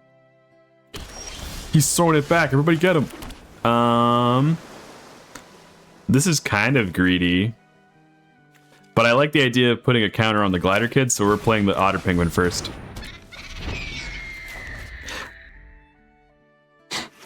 We'll just... Oh, okay. See, it didn't matter whether or not we played a a 2/3 or a... Nah, I mean, he might have a counter spell. I think we just force him to have it. Yeah. Unfortunately, you have to. Otherwise, they get more and more... what's it called? Tempo from it. The later and later it is into the game. United Front X = 2 is fascinating here. The other options are Zhong's Deserters plus Barrels of Blasting Jelly. Good morning. Good morning, Turner. How's it going? I like the United Front because it just develops so many threats, but like this could be a lot of threats later. This developed like one threat. Whoa, you got a watch streak. Let's go. I mean, this makes Hama better. I don't know. I guess we have United Front as a bomb for later, too. Or I mean, Hama as a bomb for later. I just want to apply pressure. I guess either way it doesn't matter, because we're going to get to attack with this Otter Penguin. Yeah, let's do this, because then we get a counter on the Zhong's Deserters later. More cards means more good, right? Especially when our opponent is, like, kind of behind on tempo. You just got done fighting Saiyans and Undertale. Did you win? Did you live? That's really tough. Bye. Enjoy your haircut.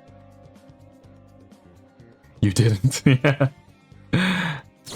More cards is more gooder. Yeah, we're forcing our opponent to respond to our board this way. Does the opponent have a counter spell? They've got a Knowledge Seeker. Okay, well, we could go find an island this way. For Hama. There's also just the keep up the pressure with the United Front, but I don't think we need to do that. I really wish this was just an island already.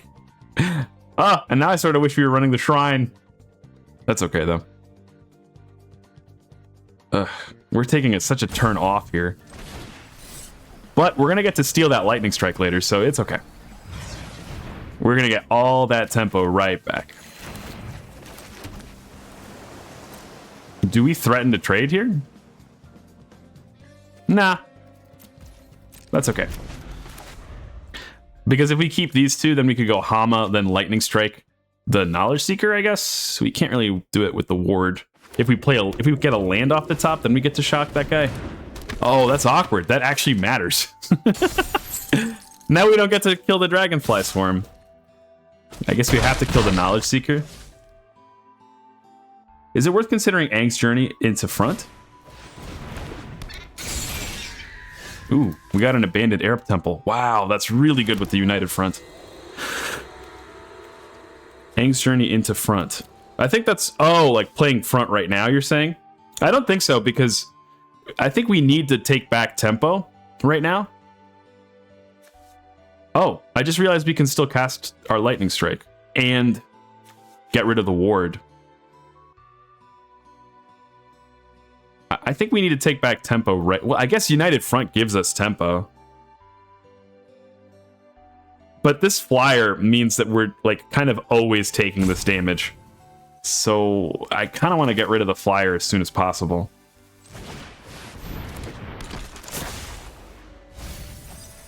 You guess, was it worth considering? I think it was worth considering. Oh, Ember Island production is kind of nuts. That's crazy greedy. But this lets you, like, get a copy of Hama. We would need 2 more mana is the thing, and we just don't have it. I would love to do that, but I don't think we can afford to, because if they have removal, we get blown out to Kingdom Come. So we're gonna cast... Let's be very careful about this. We want this for mana.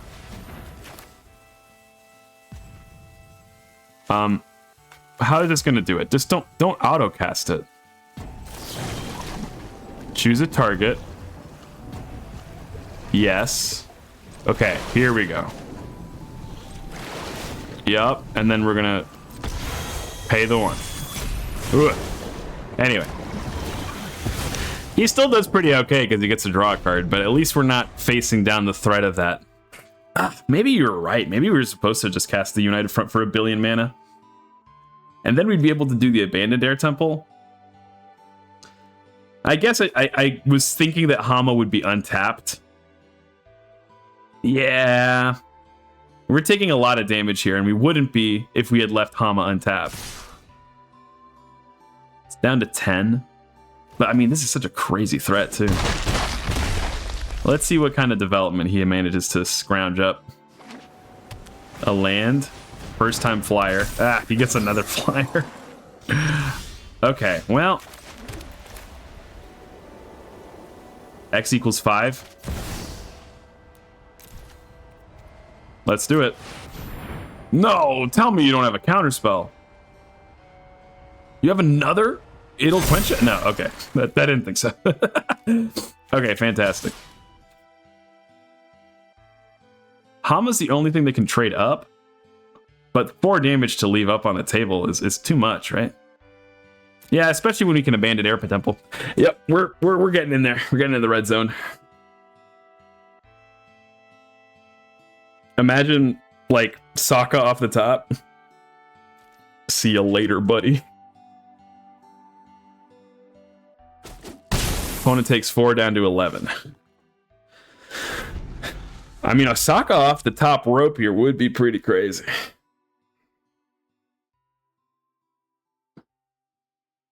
A land would not be great.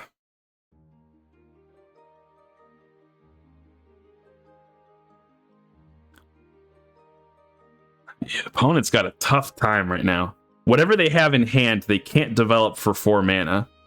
And is somehow worse than a first-time flyer. Probably some instant held up. You think so? Yeah, I could see that. The question is what? There's another Rowdy Snowballers. Tap in like Zhong's Deserters, I guess. I mean, opponent gets to attack with the flyer, but... Okay, I guess we're attacking with the Knowledge Seeker as well. I don't mind taking that trade. He does get to draw a card that threatens to use the Otter Penguin. But if he uses the Otter Penguin, he can't crack it right now. Or rather, if he wants to save it for the Otter Penguin, he doesn't get to use it right now. Wow, our own Snowballers.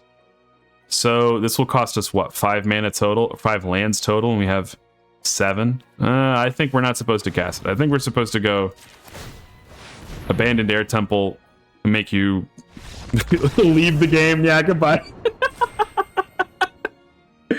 Okay. Game in review.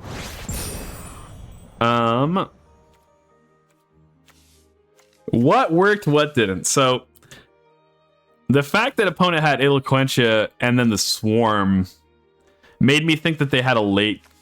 Like, just seeing an Eloquentia on 2 means it makes me think that they're trying to be tempo-oriented. I really wonder what card that was they left in hand. I think there is some world where maybe we were supposed to United Front the turn that we played Hama instead. Or the turn after Hama. But, you know, it all shook out in the wash. It's just that, like, we really could have held him at gunpoint with the, like, 4 of those 2/2s, and then you start using the land. Okay, one more game, and then we're gonna go play TF2. Here, maybe we'll do our Wordle while we're gaming. Wow, what's this? Steam. Nothing. Oh god. Okay. Ah! No, I didn't mean to keep. Wait, this hand is actually fine. Wow. This hand has about half of the interaction in our deck. Ooh, opponent is aggressive. Well, we can bamboozle opponent into thinking we're aggressive too.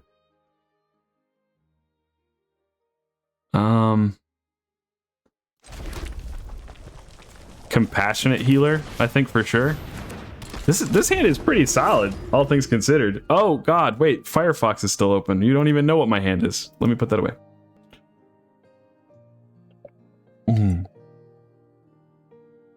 Okay. Opponent's showing mono red right now. Firebender Ascension. Opponent probably should have attacked first. They could have gotten 1 damage in. Maybe. But I probably would have traded, so. I don't think we Path to Redemption anything there. We definitely go Aang's Journey for an island.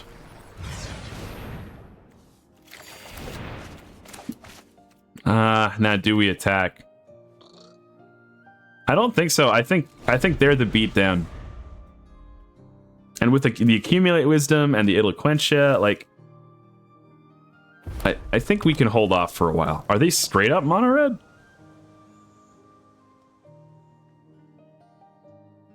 Does opponent have the shock? It feels like if they did, they would snap it. They'd snap shock the Compassionate Healer and get swinging. Momo! Oh yeah, Momo's here. Oh look, we gave him like a peach.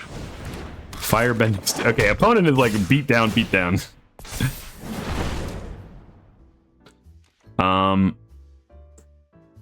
This is a bigger threat in the late game, actually. Just because it starts to trade up. Bum, bum, bum, bum, bum. This looks so stupid, but this is what I'm gonna do. This also commits their mana, so if they happen to have a 1 mana spell... Okay. I guess that was happening either way you slice it, though, so... Not too big of a whoop, actually. I'll path your 1/2, so it can't attack. And then I keep up the Eloquentia. Opponent's actually really aggressive, it looks like. How's it going, Platinum? I hope you're having a good morning. We were gonna play TF2, and we will later, but I wanted to teach people how to draft. Oh, we're cracking our clue already, huh? Plays a land. Okay. Swings out for 3. Make it 4. Eating cereal. Oh, that sounds tasty. Cereal is like morning candy. It's so good. I haven't had Reese's Puffs in forever. That's my favorite kind. What's everybody's favorite kind of cereal?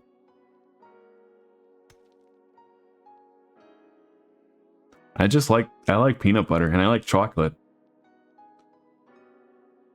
There's now 2 removal cards with Path in the same name. Probably won't cause any confusion at all. Well, thankfully this one almost certainly won't be seeing any play anywhere else besides this limited format. Opponent has a creature. Do we counterspell that just on principle? They can't get anything back, but they can improve their draws. He's pretty much fetching for me to, like, counter it. I think we do.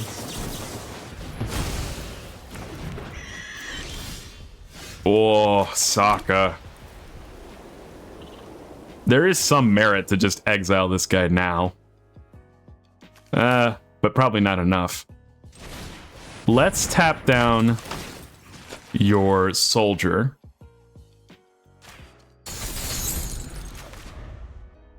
And now you can trade your cadets if you want to keep up the aggro, but... Maybe I was supposed to play Sokka. Maybe. But I'm thinking if I draw a land, I get to play Sokka anyway. Wow. No attacks. I can't exile this and cast one of my spells, so I'm just gonna pass. I think I Razor Rings the Warden, threaten to trade with the token. And, I mean, I guess I could accumulate wisdom as well. Opponent swings out with the team. Before you get to do anything, I'm going to go ahead and kill your Warden. If you want to ping me, you have to do it now.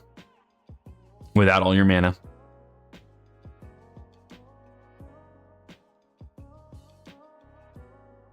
What do you think about it, opponent?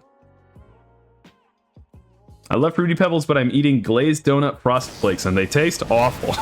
Oh no. I think we have the Avatar state in our deck, right? Yeah. Let's look for it right now. We could like blow him out. There's a non-zero chance we draw it. Ah, dang it. Never lucky. So we have a threat or we have a piece of interaction. This actually just removes their token, so sure. There goes their lightning strike. We kill their warden. They get to make some mana.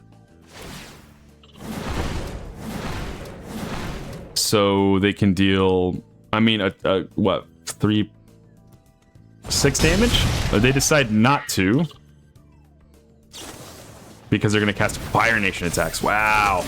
This guy's got a strong, aggressive deck. But now we get to go Sokka. Well, this sort of looks like an awkward timing, but I promise it isn't. We're gonna Sokka, get rid of one of these soldiers. Unfortunately, opponent can recast that right now. Haste 2-1. Swings out with the team. Huh.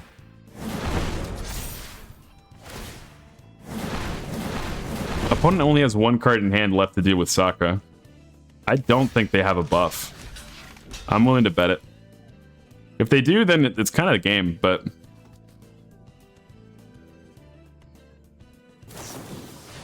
Wow, really? I just didn't expect. I was like, we already saw 1 cunning maneuver. What's the chances they have another? Well, they still trade.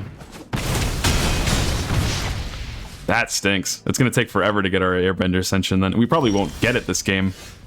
Wow. What a terrible draw. Here, let's exile your 1/1. At least that means that next turn we can cast the Benevolent Spirit. We get 1 counter on there. I'll usually just eat what's in the cupboard. Yeah, I don't really get any cereal personally. I haven't had cereal in a long time. Okay. Parent opponent's attacking. This is a solid chunk of damage. Yeah, like we said earlier. Do we trade? It's 1 damage. It doesn't make the difference between us living or dying. And this gives us the guaranteed Benevolent River Spirit, which means we live another turn. So 7 mana?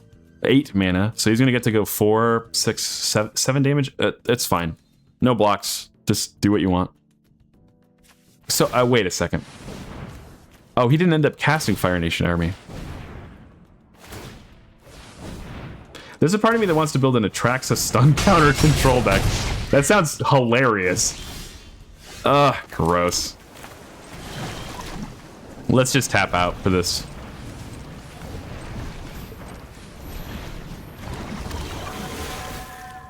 Let's scry. None of these things are going to solve the problem. We are basically looking for a united front at this point, almost exclusively. So we're going to have to block like this, block like that. We take 2. If opponent has literally anything, we die. But I don't think they do, because if they had anything, we would have probably died last turn. So more than likely these two trade, and then he's left with a 2/2. He might be able to cast the Fire Nation attacks. Okay. Blocks and blocks.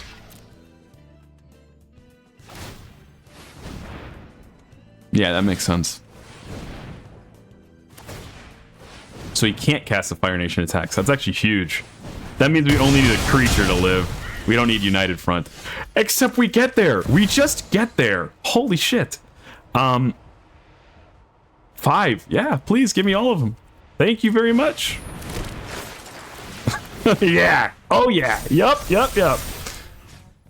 I can only flicker my own stuff. I would love to flicker theirs, but... What's up, opponent? Let's go!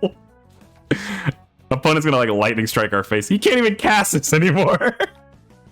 He has to attack to cast it. Combustion, man. Okay, I guess you're gonna get to blow up my Ascension. This is still precarious. Wow. He actually gets to blow up 2 of my things, right? That sucks. Opponent. Probably attacks with both. Gets to cast the Fire Nation attacks and then blows up the Ascension and a 2/2? Or maybe 2/2/2s? Yep.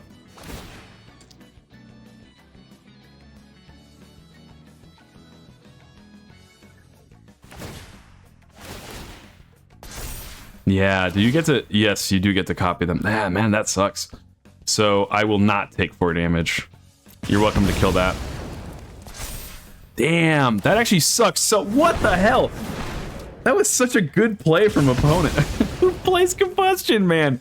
Are we still gonna lose this? That's crazy. We have to block both, so we have no option. Oh my god. Yeah. I don't think we have a card that saves us anymore. It's definitely not Plains. Oh! Damn it. Shoot. Why can't Airbender Ascension flicker other people's cards, huh? We would have flickered the shit out of his tutu. Oh, that was a pretty tight game, though. Opponent was crazy aggressive. Alrighty. At this point, what's one more game, right? So that Benevolent River Spirit felt terrible. That was pretty dumb. I think another Rowdy Snowballer seems okay instead. Let's give that a go. Jeez, oh Pete's, come on, 1 win, please. That was a great top deck, though. Opponent just had like the perfect response with the Firebender Ascension. I think if he didn't have one or the other. Oh, this is a fantastic hand. Yeah, we'll keep it. We just want one of our bombs. The Glider Kids can help us get there. Sure, let's go. Well, we definitely have all of our colors. We even have enough to cast Hama, too, which is good. Opponent is on white-black. Kind of doing a sacrifice thing, probably. Airbender Ascension to airbend nothing. Okay. That's a little scary, to be honest. Because I'm not pressuring, so he gets to just do this. Yeah. Okay. Let's go with Glider Kids. Kind of looking for Hama, I guess. Nah, we don't need another land. Yet, anyway. We will later. The likelihood that we draw a land in the top 2, I think, is pretty good. Tolls of War. And a 1-drop. It's Momo. Ooh, a tap land.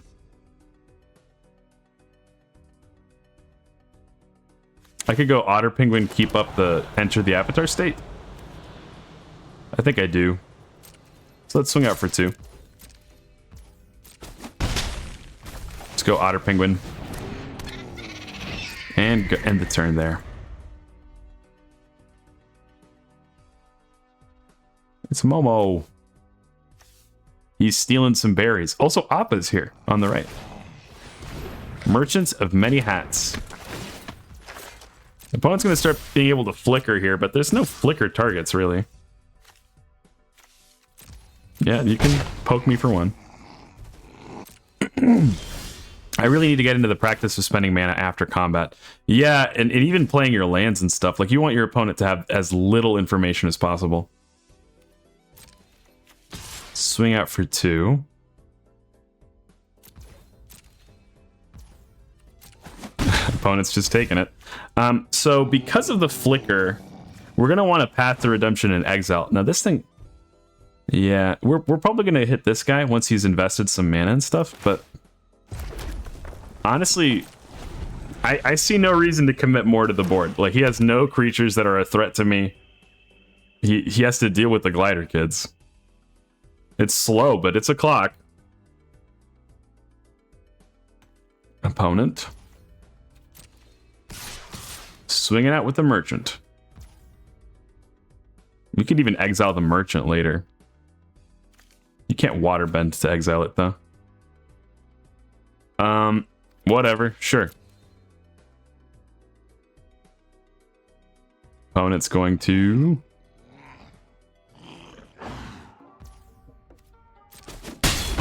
I could have traded, but like he just gets the merchant back, and he doesn't seem to have a hand that does anything. So I don't feel like if you're not doing anything, why do I have to do anything? Yeah, sure, whatever, dude. Okay, yeah, this making 1/1s is gonna be annoying. But this is all on the board, so like, what do you flicker? The merchant, so now it's got basically vigilance?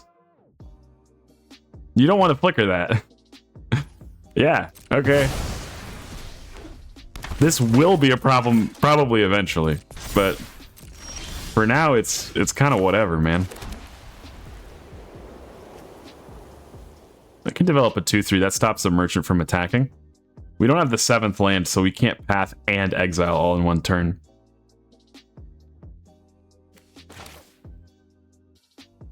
Probably doesn't help that my first deck has a lot of landfall, and I get to recur fetches on attack. Encourage me to tap out before moving to combat. Yeah, I can see that like developing some bad habits. Let's develop out some threats. Let's play the platypus bears.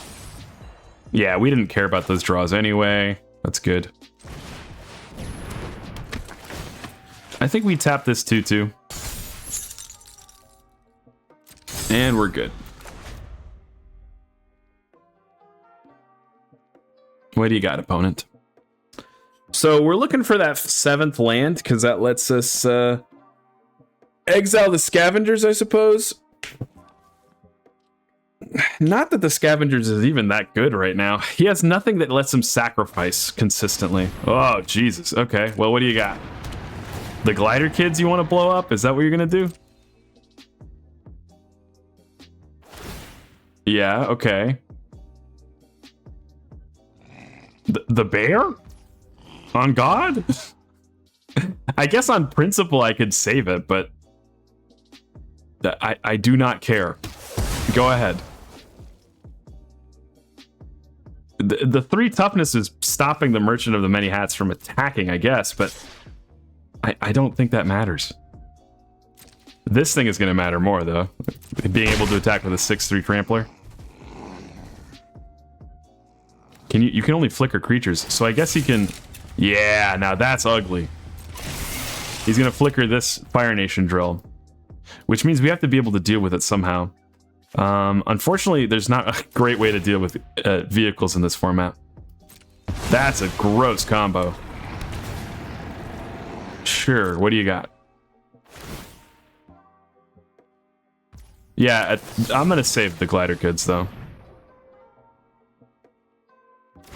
We have to be able to deal with that drill. Okay. Opponent can't do that again because we're going to keep the barrels of blasting jelly up. So if he activates it, we just kill it. We're going to keep going to town with the glider kids. What is it that they can activate that causes them to have priority there? Can they crew it? Oh, I guess they can crew it even though it's tapped. Damn. What a crazy little interaction here.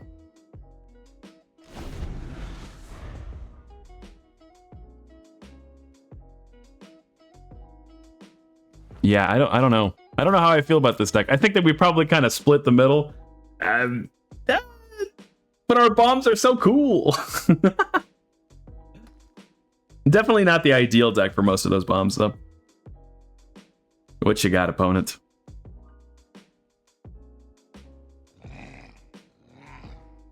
He's finally got a bit of an engine.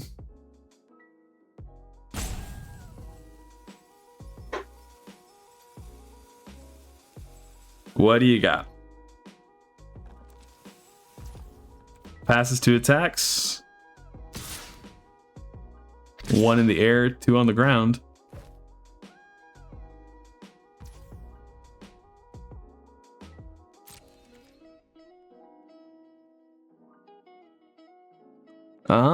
No blocks.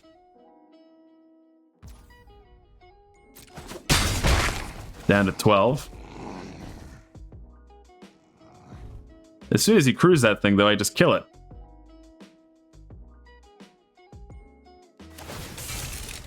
Okay. He crews it. Sure. So do you have a way to protect it?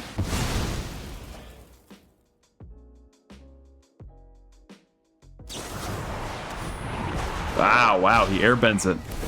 Damn, what the hell is this guy's deck?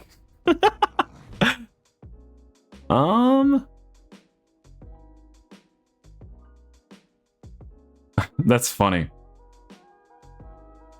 I think we glider kids. We just have to go on like the crazy offensive now. Oh, I love that. I'm thinking that we Path to Redemption his 2/2. Well, because if we do, that forces him to not be able to flicker it.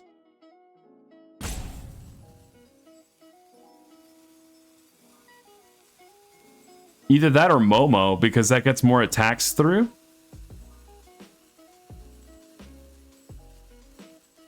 And then we just go wide. Like, well, we actually just kind of want to get a 2 extra damage in too. But I guess this Otter Penguin is just not long for this world. Yeah, I think this looks bizarre, but I think this is the play.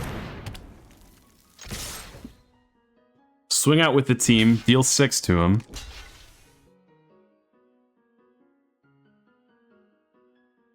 It makes sense in my head, because now opponent can't really do everything. He can't, like, ultra the engine, I guess. I don't know what I'm... Probably takes the scry, right? Or you should take the food. The food is the correct choice. He doesn't know it, but it is.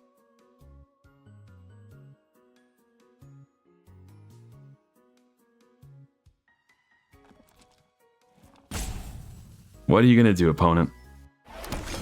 Yeah, they take the food. That's wise. So you can deal with both glider kids. I get to attack with the rowdy snowballers, though. Bring you to 8. Sure.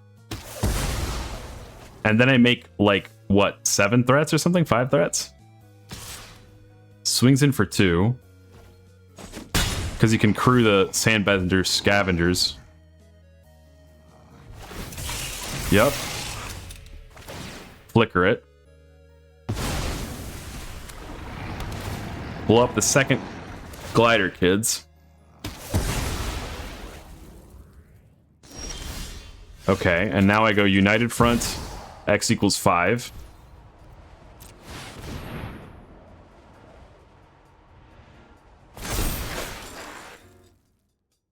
Now what?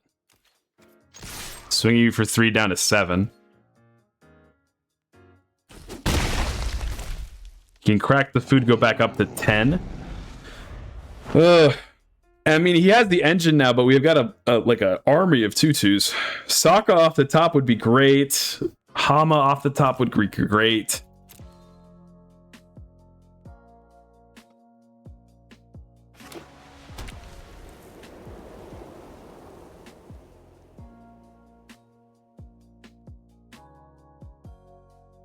Anything but a land.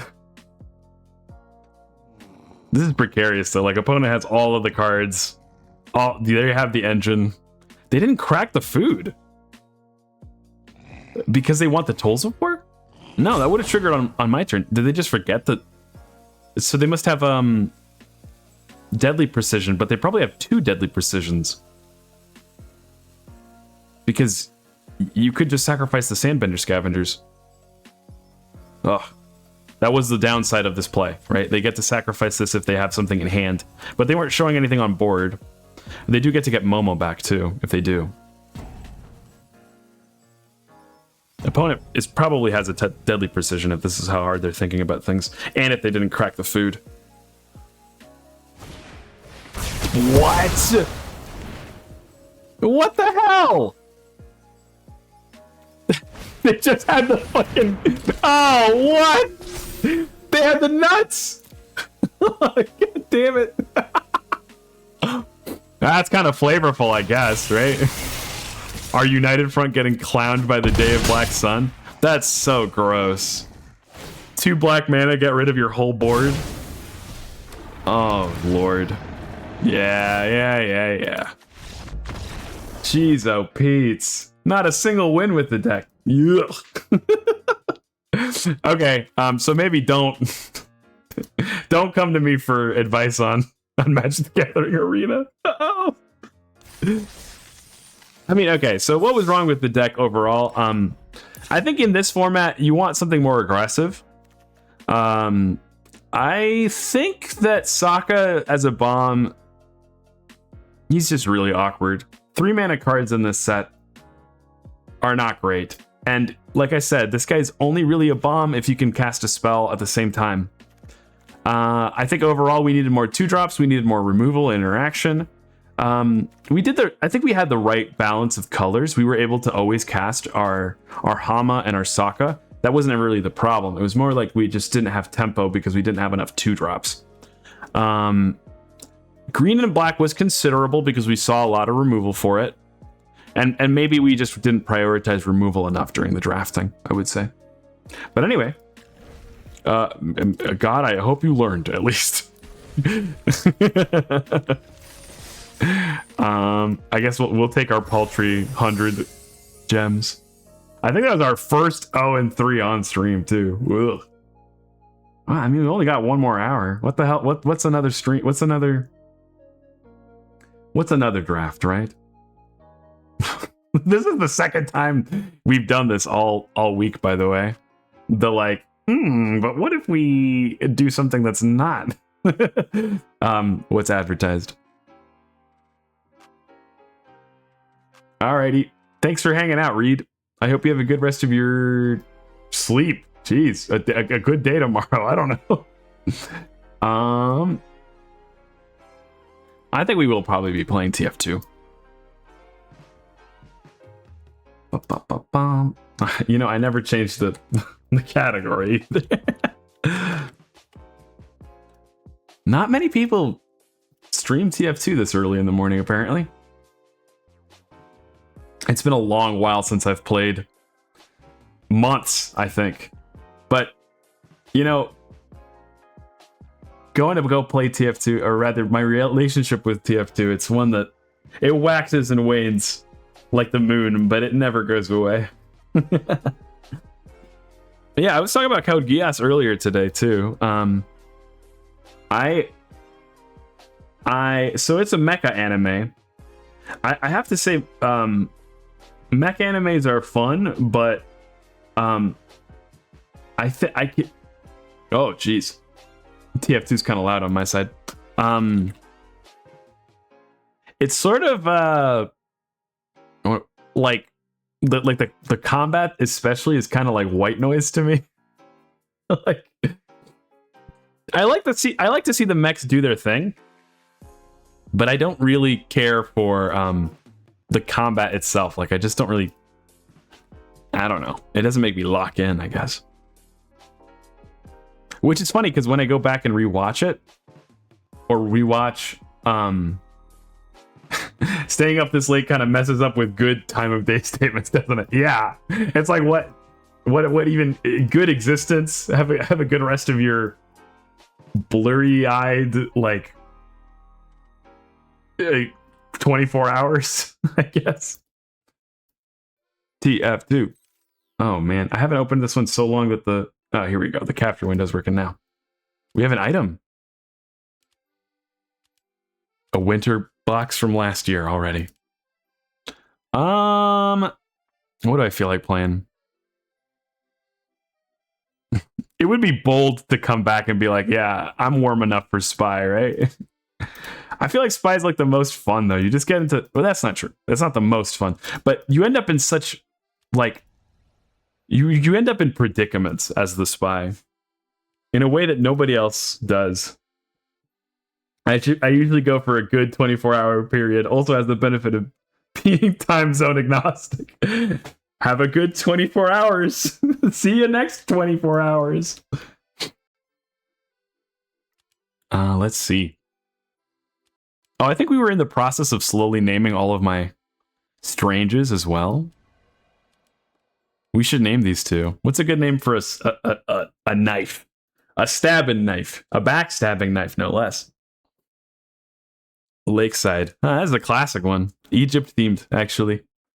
I've never really understood that. These fights are supposed to be happening in like the fucking middle of nowhere states in the United States of America. George? Okay, is there what's the joke there? Is that just like a off the top name? maybe is there like a knife company, like a cooking knife company? Hmm. Or you could be extra edgy and name it something like Masamune, like the legendary sword maker. That's also the name of Sephiroth's sword. And it's like, that's so fucking funny to name a knife after a sword. It's a nice name. Yeah, well, you know what George makes me think of? It makes me think of Curious George. It makes me think of that little monkey. All according to Keikaku. Wait. That should be the description. Okay, I'm so in on this. That's going to be... So the thing is going to be named Masamune, and the description is going to be all according to Keikaku. I think we have to add the bit in parentheses, though, right? Because we're kind of doing this ironically. I don't think it's a completely earnest one. George is good, sad face. Well, George is all right, yeah. It's kind of a surprise, actually. I feel like if I got stabbed by a knife named George and it was like, you were killed by George, I'd be like, what the hell?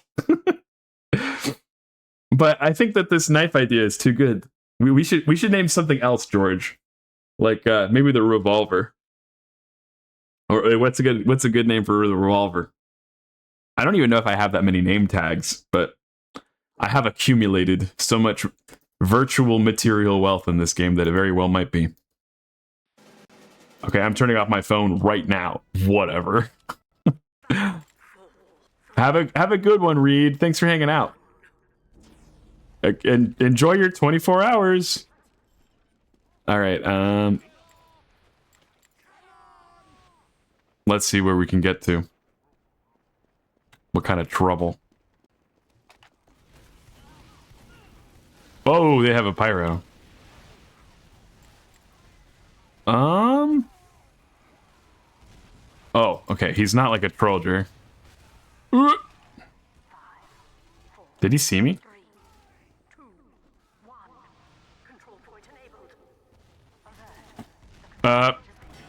Sorry. Okay. The fuck? Our opponent was surprised there.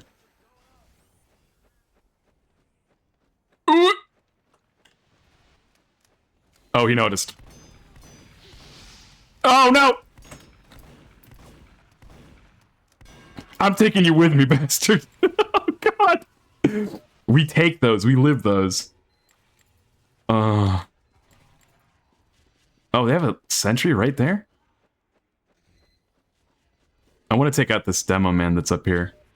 Along with this sniper. Oh!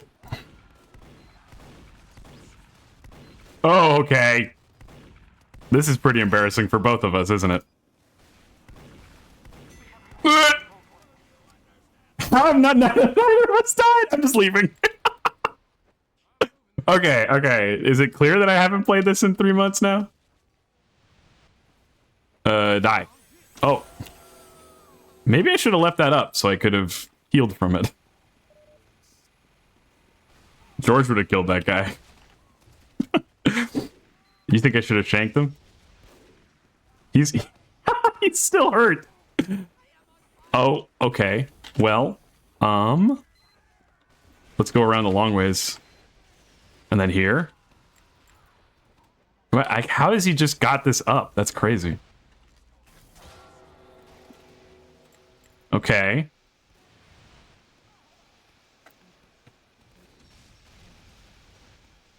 He didn't notice. Nice.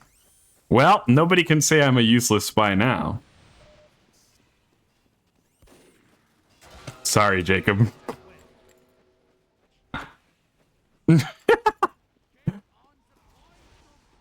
Okay.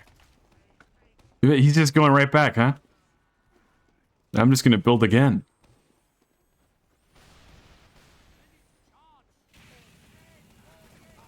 Oh, they have Uber. Okay.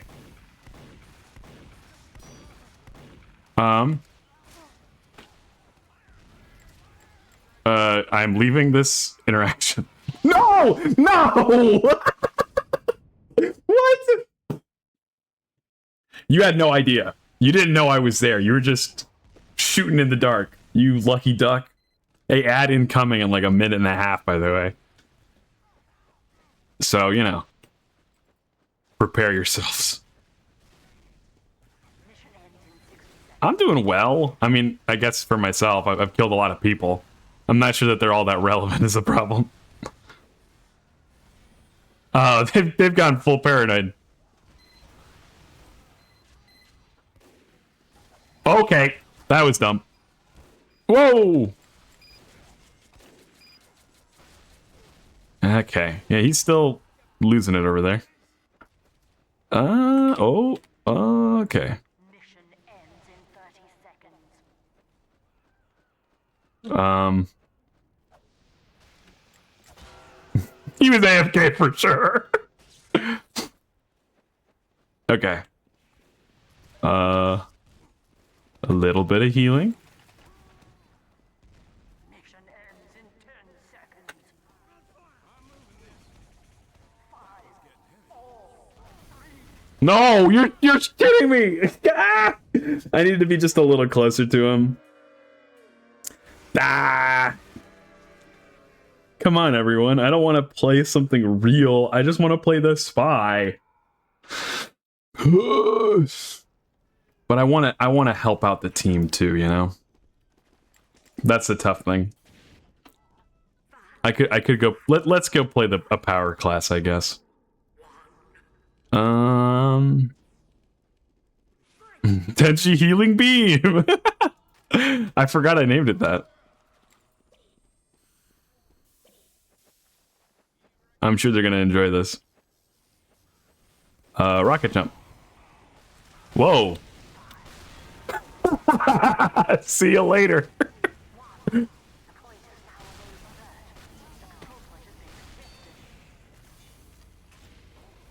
Whoa.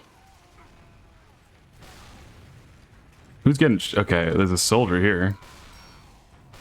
Oh. You should have stayed on that high ground, but now I don't have any ammo, and you have a lot of health, and you're gonna die. Okay. Where'd my medic go? He just ran away? Or maybe he's dead. Thank you. There we go. Fly!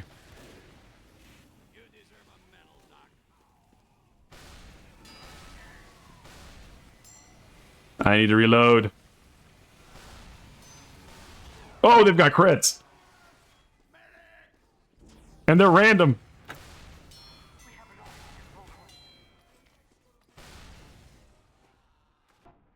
Where'd you go? I got you. Oh, that's a scout. Okay, he's on our side. Reload. What is this guy doing? Dying, it seems. Goodbye. Oh. Oh, hello. Oh! That wasn't who I was aiming at. I love crits. Oh. No, you're already dead before you hit the ground. Okay, okay. See? Now we can be a team player. And we're just crushing them now. Die.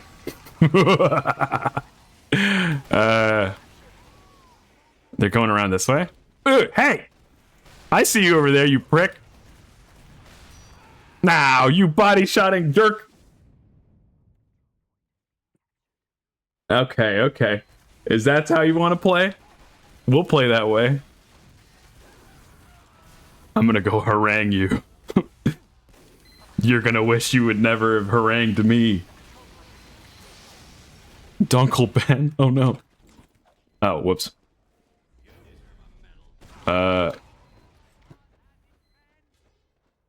It's like riding a bike playing this game. Thank you.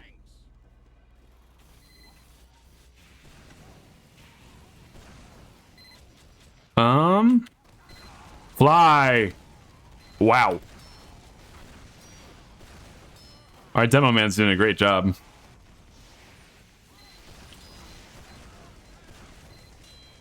Let's get rid of that Tully.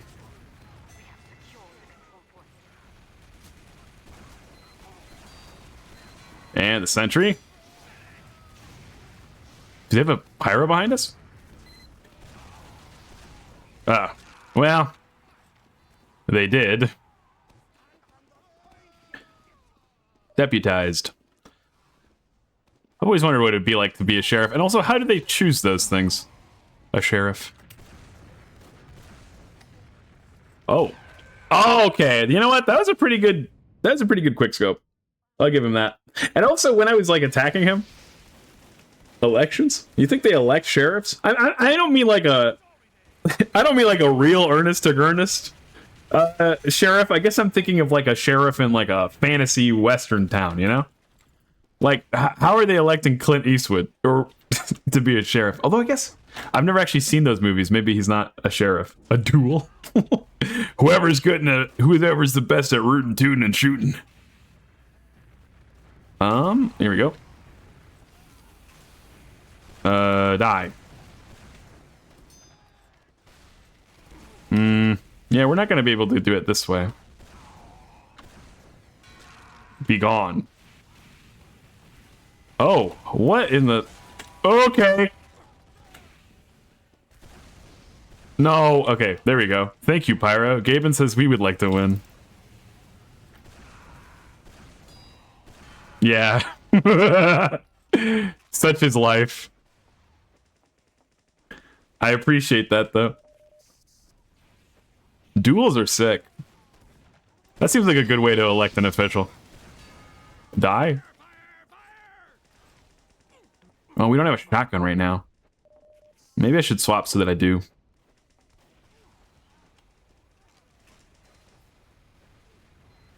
They don't make enough westerns nowadays. I don't know enough about sheriffs because they don't make sheriffs. Whoa. I probably need one of these to run away with. Oh. Surely you must have known I was going to do that. Okay.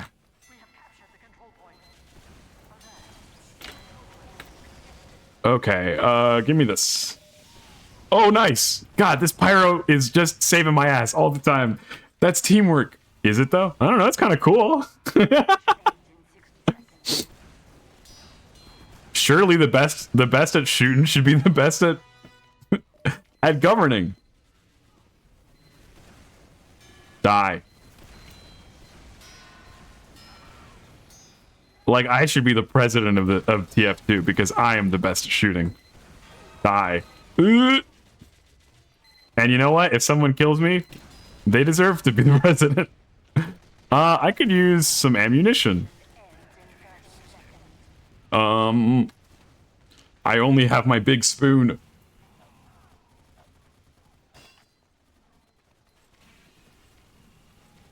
I mean, clearly democracy doesn't seem to be doing the job, so...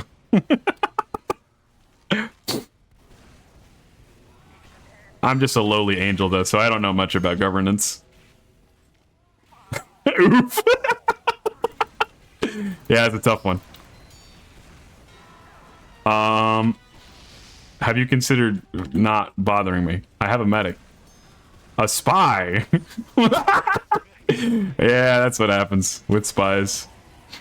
Oh, who's that on the top of the leaderboard? Who could that be? Is that someone we know? Die. Private Twinkle Toes. Yay. Yeah, boom.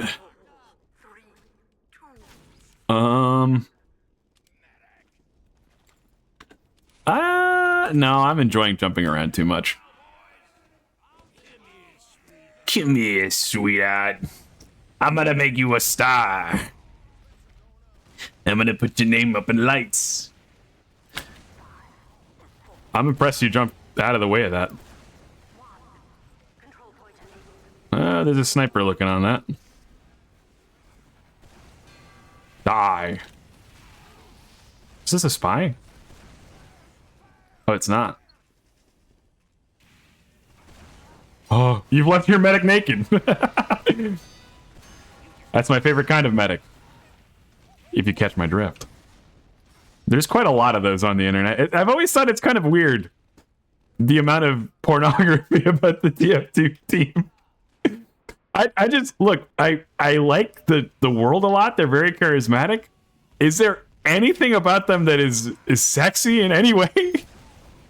I just don't get it. Die. Oh, you're living. Maybe we need somebody in chat that kind of gets it. We need some. I need somebody to help me out with this one. Oh my. Die. What is this medic doing? Oh, no. No, you're on your own. That's okay. I figure I play enough TF2 and I'll eventually just attract that kind of an audience.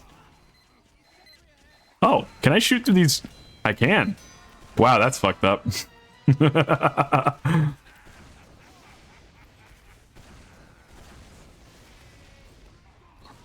Utter destruction. Oh, hey. Rude. Medic. Hit me with your healing beam, please. Thank you, thank you. Yay. Free healthcare.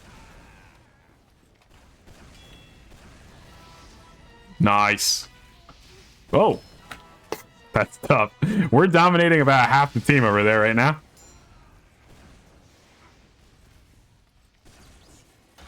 Oh! Oh, goodness gracious. Oh, Jesus. I'm public enemy #1, baby. This is what 4,000 hours of TF2 feels like.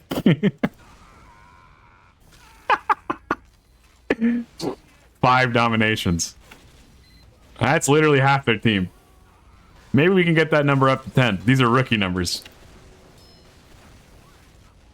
That guy got blown off the face of the earth. I'll back you up, don't worry. I'm getting that sniper, though. Die. Did we got like a sentry over there? I got shot by something. Oh, here we go. Maybe we should like rate the TF2 team in terms of attractiveness, at least. That might help me understand. I would say that, bizarrely, I think the heavy has to be up there. There's something attractive about someone with a doctorate in Russian literature. Don't you think? There we go. He has such a way with words. Maybe I should have stayed spy. Oh. So much dopamine. I remember why I love this game so much. You gotta do a tier list now? Alright, well. Fair point. Tier list maker. Let's see. There's gotta be like TF2 classes. Oh, TF2 characters. Because, you know, it's not like we're rating them based on anything that has to do with their mechanics. Like we could put the ladies on this list too, I'm sure. Comic characters? Okay, I think that works. And we're just doing this based on level of attractiveness. We're also gonna, I think we should add like a disqualified tier. Because we just won't rate those. This is the engineer's dad or granddad. He's a gruff kind of guy. I mean, I like his mutton chops, and I like how smart he is. He's hot? Really? Here, let's zoom in a little, because you guys can't really see him. How's that? Yeah, he's a chiseled man. The administrator, she's pretty awesome. It's just too bad that she's like full of evil and malice in her heart. Here, we'll keep doing that in between rounds. Maybe when we die. Oh, fuck yeah. I forgot this one. Okay, this weapon is a weapon about pushing people. Any bright ideas there? Let me look at my tags. We have three name tags and one description tag. Pushy. Okay. All right. I'll give one. You know, that would be cool too as a channel redemption. You get to name one of my weapons in TF2. Force. Control point enabled. Here. Pushy. All right. Let's go use Pushy.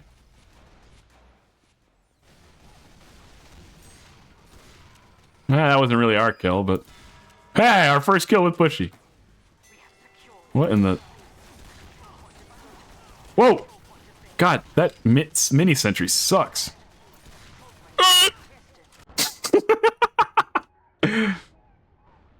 My heart will go on, plays. Near, far, wherever you are. I would like not this weapon. Give me that. Yeah, okay. Wait. Where did Pushy go? How come this is a scattergun? What the? It just got confiscated. What the hell? Whoops. Here we go. Come on. Okay. Me and Pushy are gonna dominate the world. Right behind you. Oh. What? What was this guy's plan? Me and this pistol versus the world. Oh, goodbye. Yo! One singular shot that did 125 or more.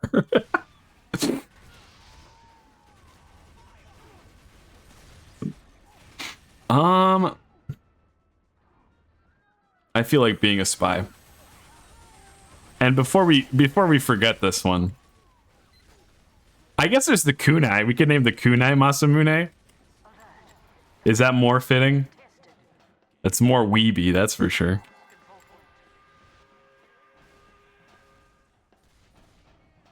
Oh.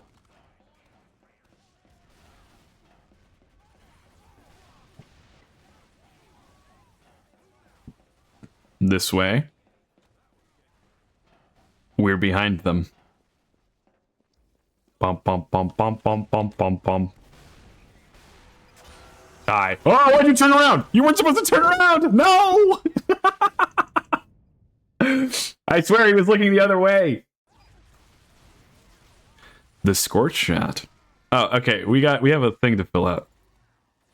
Oh, our respawn is too fast. Here, we'll do one person. The sniper is D tier. This dude smells, man. He has like crazy bladder problems too. I don't want to think about that, you know? Did you know that? That's how he does the Girardi. He drank a thing that like engorged his bladder to like 4 times the size.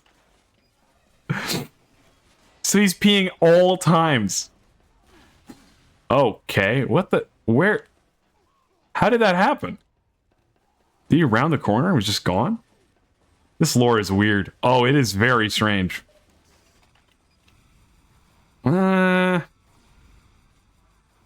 What to do? Well, I guess just go out there and get into the meat grinder is what to do. Oh. Yeah, that's pretty good. Oh. There's a heavy within there. I am the spy. Whoops. Double whoops. The engineer that... Oh, jeez. Oh.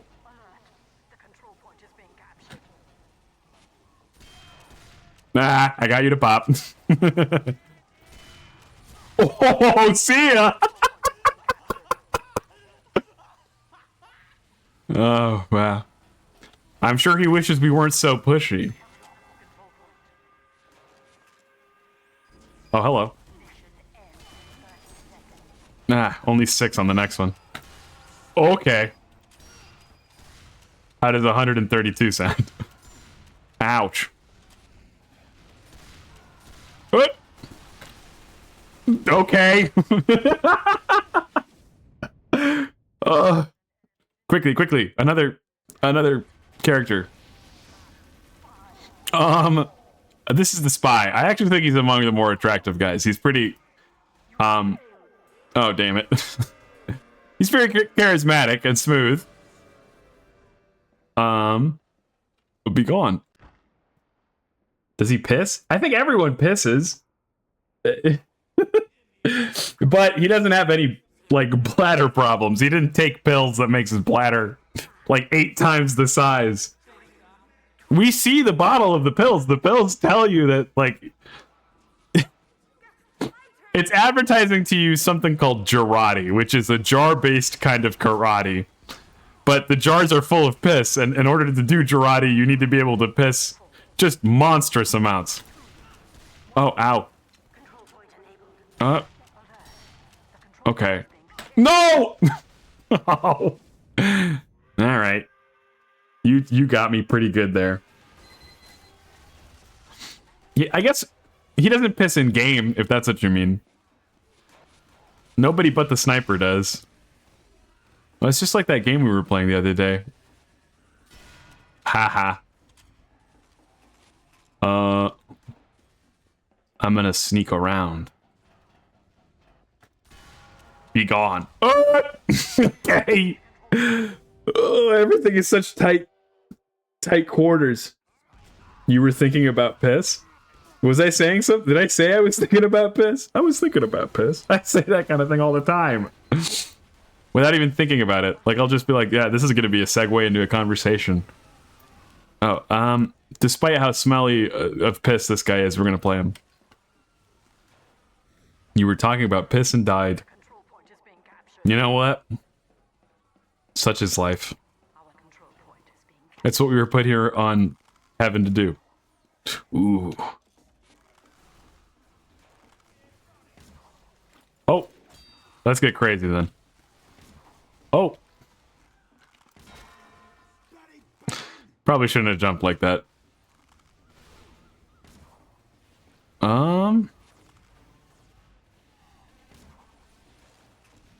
Let's see. Ouch. You really can't let that thing go, huh? Oh! Hello, everyone. Why am I here now? Did he? I just did that to myself. His aura. His aura is too strong. He spooked me away. Oh no.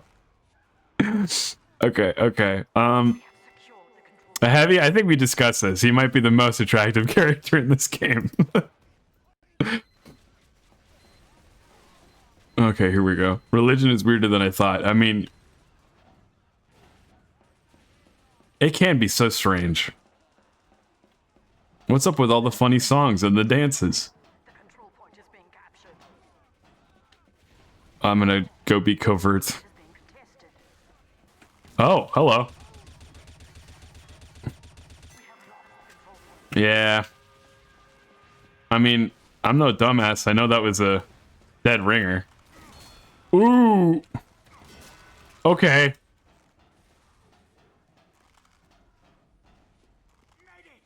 Thank you. I think that songs and dances are things that make sense.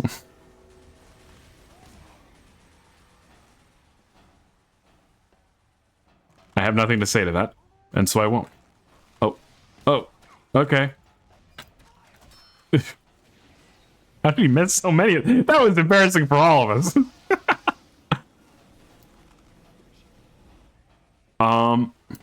Die. Die. Oh. I don't know, I think music can be kind of strange, especially when it's religious. This seems like murky waters to delve into. Let's not. Tough. Shaving a haircut. You're missing these. Boy, is it hard to do stuff when you don't have high ground, huh? Think. Oh! No! Miles Edgeworth. Tell me more about your opinions on organized religion. Yeah, that seems like a great idea. How do you start a conversation like that? I just sat down 2 hours ago. The control point is being captured. Mission ends in Oh, I didn't get to rate a TF2 character there, but we're about to lose, which means... Oh, I guess... No, wait, we're winning. I did not notice that. Oh, okay. Ow. Okay, how we spent most of the game just dying. Dying or dead. I'd like to live. I'd like to live once. I'm just gonna hang out here in the back, just throw out arrows like a Cupid. Is Cupid a kind of angel? I guess I should probably be able to tell you that. You're a human after all. I'm the only angel here. A cherub. A larval form. Oh! That scout just Mr. Presidented the fucking... the soldier. No, get out of the way!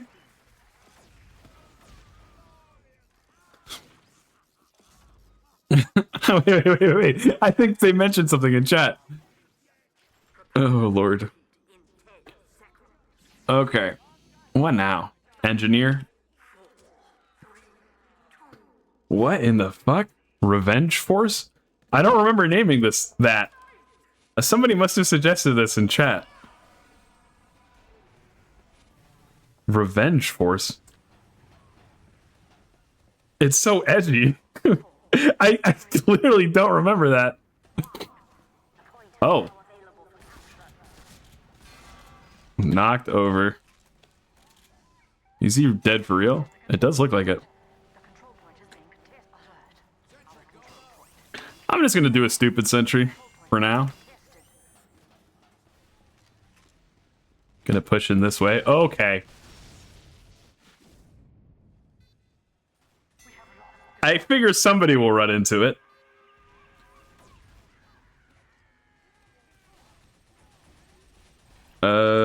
Sure. Yoink. Let's put this up here. Blamp, blamp, blamp. Okay, now let's advance it to cover this health pack. And also, yoink. Be gone.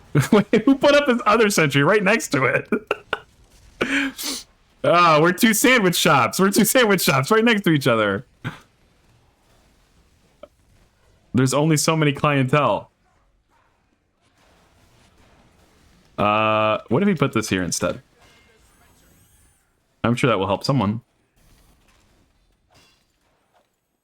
2, 3. I thought that might have been a spy, but I guess it's not. Okay. Sure, let's help Miles.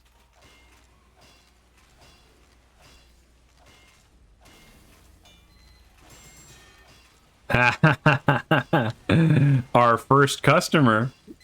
Ow! Lame.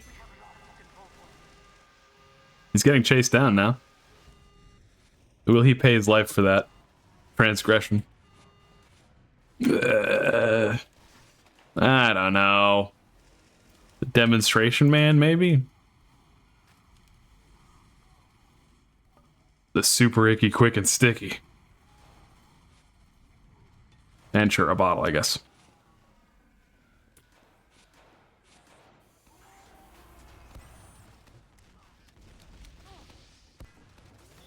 Swear, I just heard a spy backstab.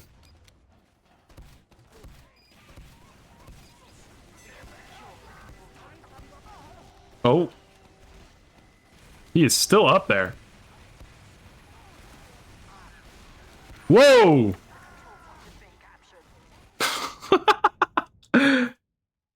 He's gauged the power of flight.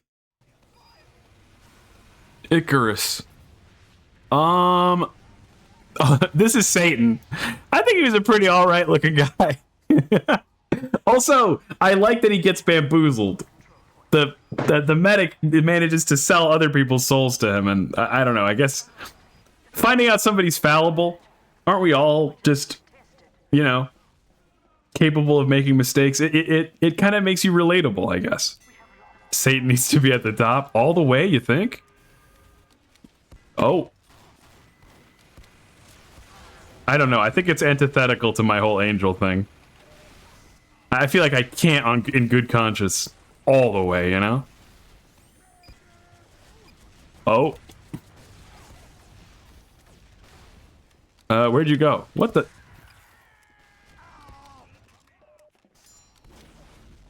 Let's see.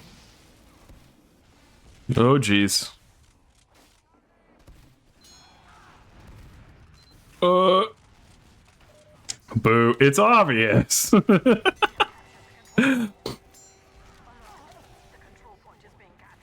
Well, what makes him so attractive, then? I mean, I like his facial hair. Demon? Not all demons are good looking necessarily, or attractive. Is it just the essence of being a demon? How have I curated this kind of odd audience? I'm an angel. Oh boy. I mean, yeah. How did that not hit you, man? Ow! Yeah, it's just because he's a demon. Whatever. Go find yourself a demon VTuber then, huh? What kind of opinion do you expect me to have on demons? I think they're okay, I guess. Okay, goodbye. You go watch Iron Mouse. She's a demon.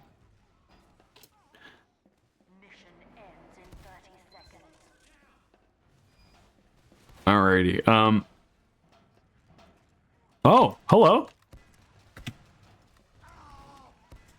Let's get crazy. Gaben says, I'm better. Help back. Oh my lord. This way? Let's just like trap up here, huh?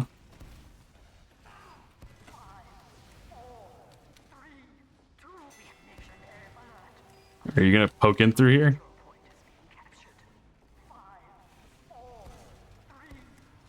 We're taking it. Goodbye. We did it. Fly. Oh, I've died. What else is in there? Scout is sort of charming in a way. I feel like he's kind of a charming kind of dumbass, I guess. This is such an insane picture of the soldier to pick. Maybe people just like him because they're lovable maniacs and they're all capable of snapping a person's neck on a whim. That's a pretty unique kind of attractiveness, I suppose. You can't really find it anywhere else. Outside of maybe an asylum. Oh, good. TF2's frozen. Is that Zeus? No, that's God. Yeah, God's a character, of course. I think he's probably somewhere around here. I mean, just tit for tat. I feel like they're about equally attractive. He's below Satan. I mean, yeah.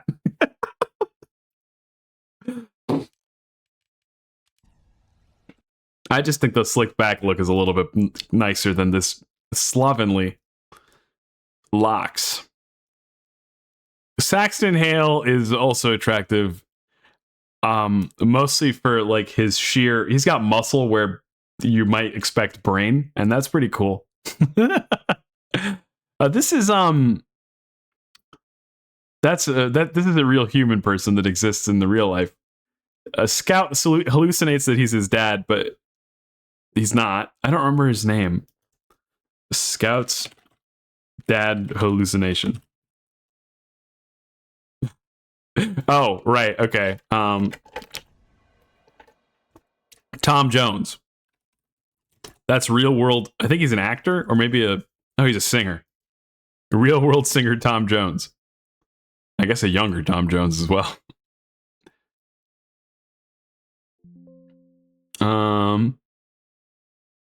I think the pyro has to be down here, unfortunately. They seem very difficult to get along with. I'm pretty sure that the way God shows up in this series is that the scout nearly dies, and then why is it unfortunate? I don't know. I guess I guess I assume most of the internet finds them to be. I don't know what the internet's opinion is on these characters. You know, I guess I just assume everyone's thirsty for everyone. So there's someone out there who's like, "Oh, I like Pyro though." You know, it doesn't. I guess that's true of almost any statement. It doesn't matter what you're gonna say. You're gonna disappoint someone. Let's do this kind of a build. I'm indifferent on all of them, and I'm on the internet. Oh, that is actually more than likely the most popular opinion. The most popular opinion is, who are any of these characters? Alrighty. Oh, I know you're there. Damn. Oh, it's this guy again. I think, you know, I could have gotten him there. A really aggressive jump from him, too. Is this a spy? No? Okay.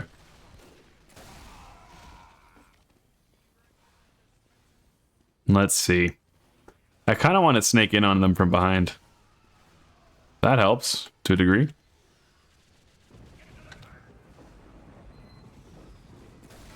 Goodbye. Well, that was just kind of cleanup crew there, but sure.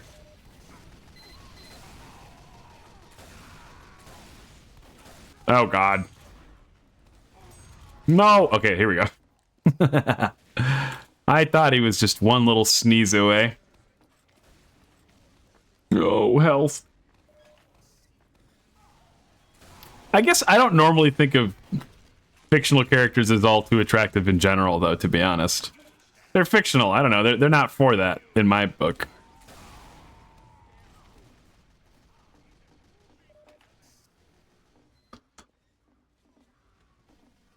Oh.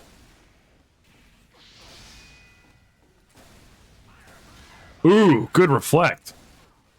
Ouch. Oh no. Not our point.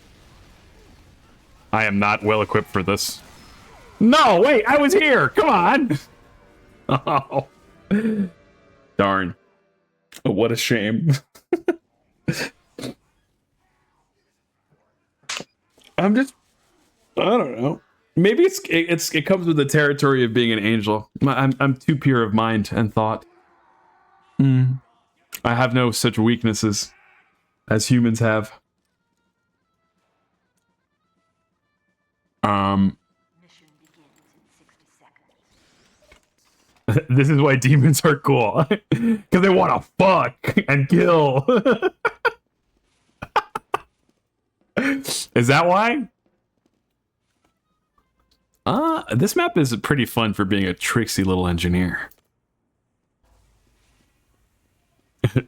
TF2 players don't leave after losing challenge. Impossible. Yeah! Mission begins in 30 seconds. And maybe I need to take a page from their book, I guess.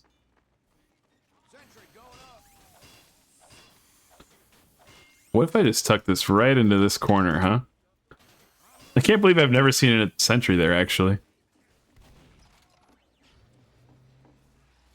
Mission begins in 10. Yeah, killing and stealing and blood! Shadow the Hedgehog! Yeah.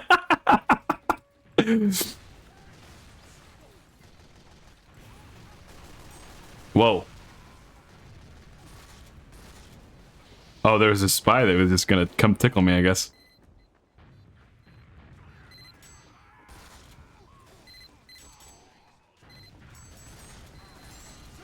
Oh, damn it. Wow! I guess I was a pretty close direct hit.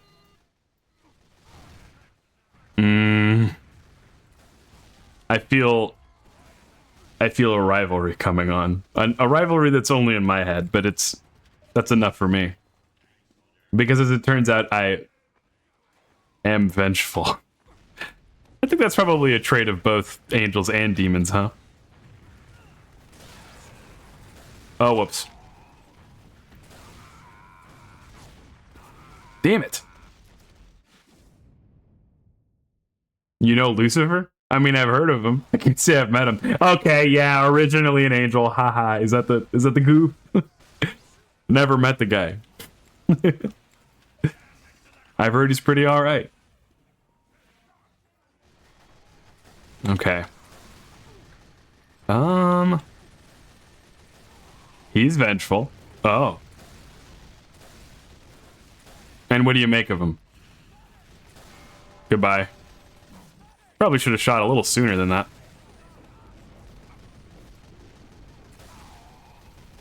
Medic. Medic, please. What the hell? Cool as hell. Literally, huh? Okay. Whoa! Well, I hope you're happy, Spoofus. Then perhaps it's time to indulge my baser urges.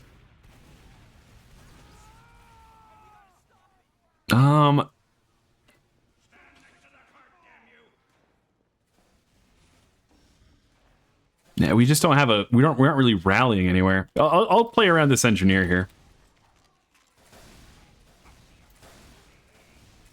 He's ow.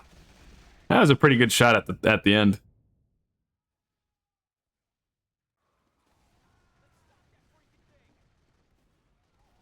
It's pretty difficult to shoot when you don't have the high ground. But I also thought, okay, if I try to take it with a rocket jump, like he's got me like pegged. This guy's just everywhere. Damn it. Oh.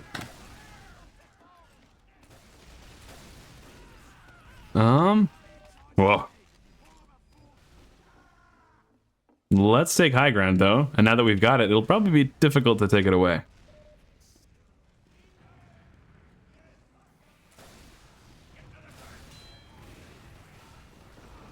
Okay.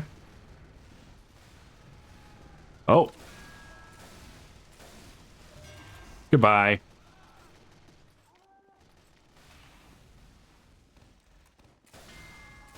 Oh. You're staying here? You just look like 90. Yeah, goodbye. No, no!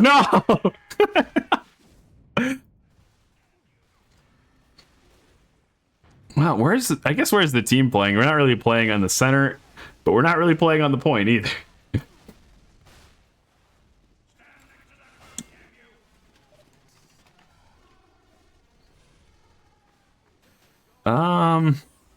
Let's go this way. Be gone. Chaos reign.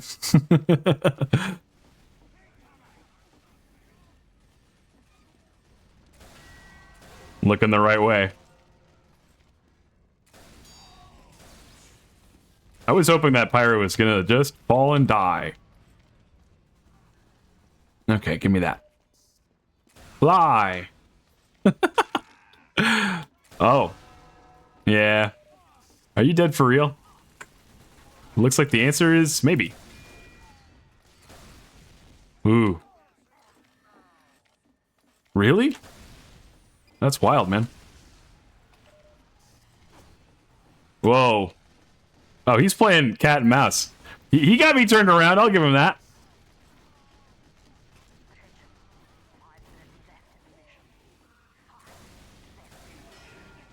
Okay, I don't know who that got, but that got someone. No! Maybe it was too deep?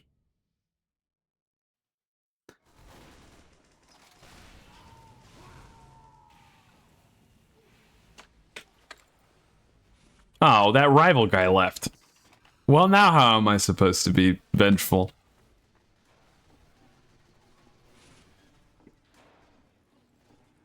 And I'm not going to be able to airshot anybody either. Whoa, I thought you were a pyro. Oh. Popfly. You are out of here. I'm just thinking about your exit plan, man. Yep. I only got him for 70, though. Is there a lore as to why there's clones fighting themselves? No, unfortunately, that goes completely unexplained. There's just hundreds of people that look exactly like this, apparently. They do introduce, like, a metal that's basically like a magic metal that can do fucking anything. It's called Australium. So it stands to reason that there might be clone machines that can do this. But in the comics, it's really just 9 of them. Like nine of these guys, and they just don't die. They're just good at not dying. Damn. I really needed the health pack to be back. I think the heavy probably grabbed it. Now, there is a reason why we fight each other, though. We fight each other because we're all mercenaries paid by 2 different companies called Red and Blue. Those 2 companies are owned by twin brothers that hate each other, and they're gajillionaires. And, their dad hated them too. Whoa, he is out of here. Hey! Oh, I was enjoying my kill, man. It's like Mike and Ike. What? Really? Do Mike and Ike hate each other? I didn't know that. Then yeah, I guess it's like Mike and Ike's. Yeah, so Plutarch and Raymond or Redmond? Redmond.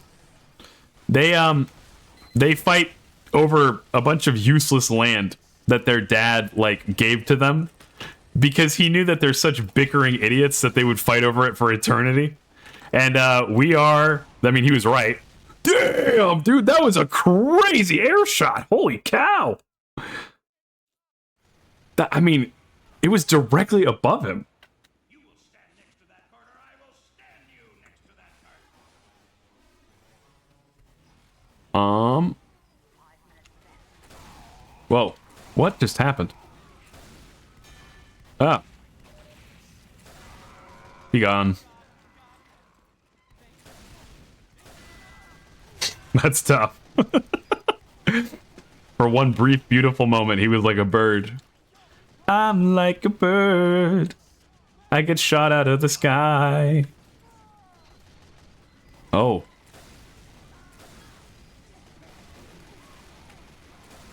Oh. I couldn't help him out. Okay.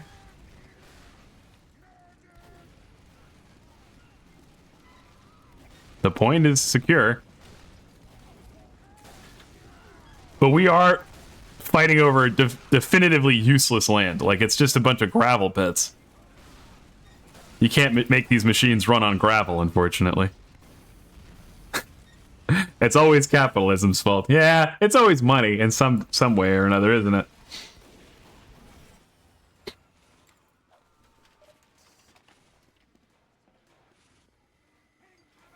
The funniest thing is that they're both gajillionaires, so like despite their stupidity, they're capable of keeping this fight going on forever.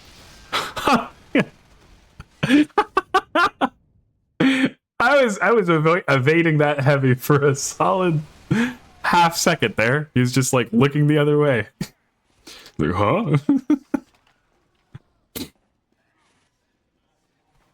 Oh, is there a spy here? We can help that NG. Nah, he's real.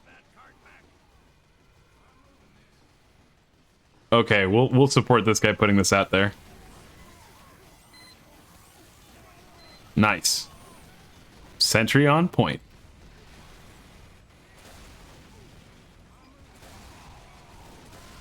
Whoa. Whoa.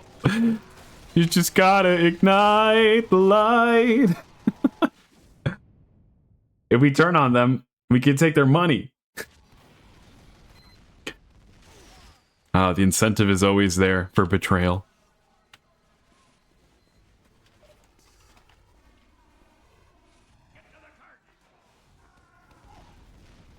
Fly. Whoa. Okay, that's not good. I'm gonna break line of sight, but also we need to get up there. Well. A coup d'etat. And then we can make a system that will be bigger and better. We won't need money. Surely this will work. No, everybody's leaving from the other side.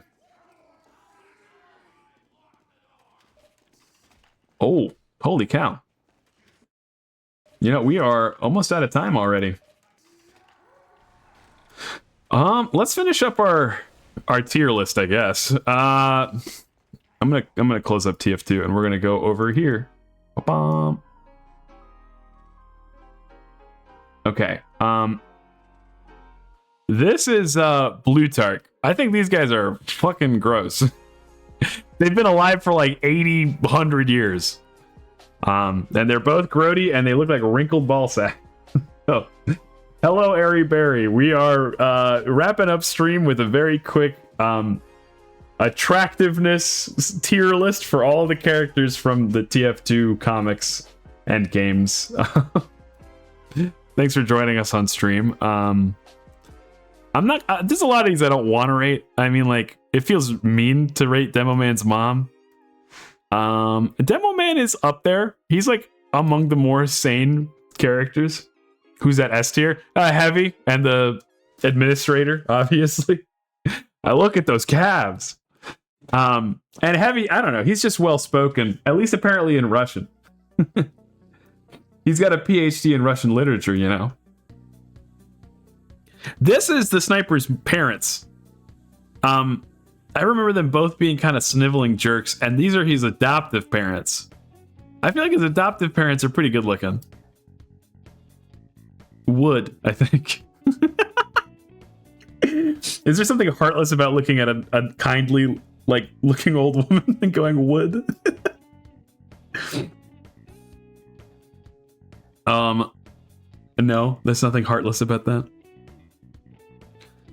Engineer, that's he's up there, top of A, I think. I just think it you know, intelligence is attractive. That's all. Soldier, he's, you know, I feel like he's fun. The child is disqualified. Yeah, we're not rating the child. The soldier feels like you just can't bring him anywhere nice is the thing.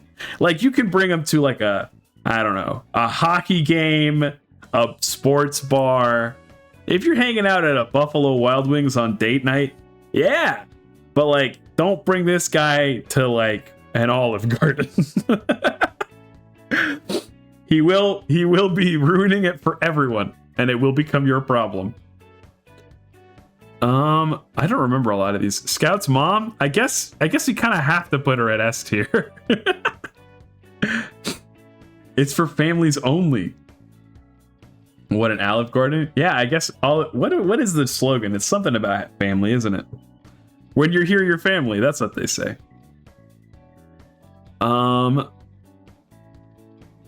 The medic.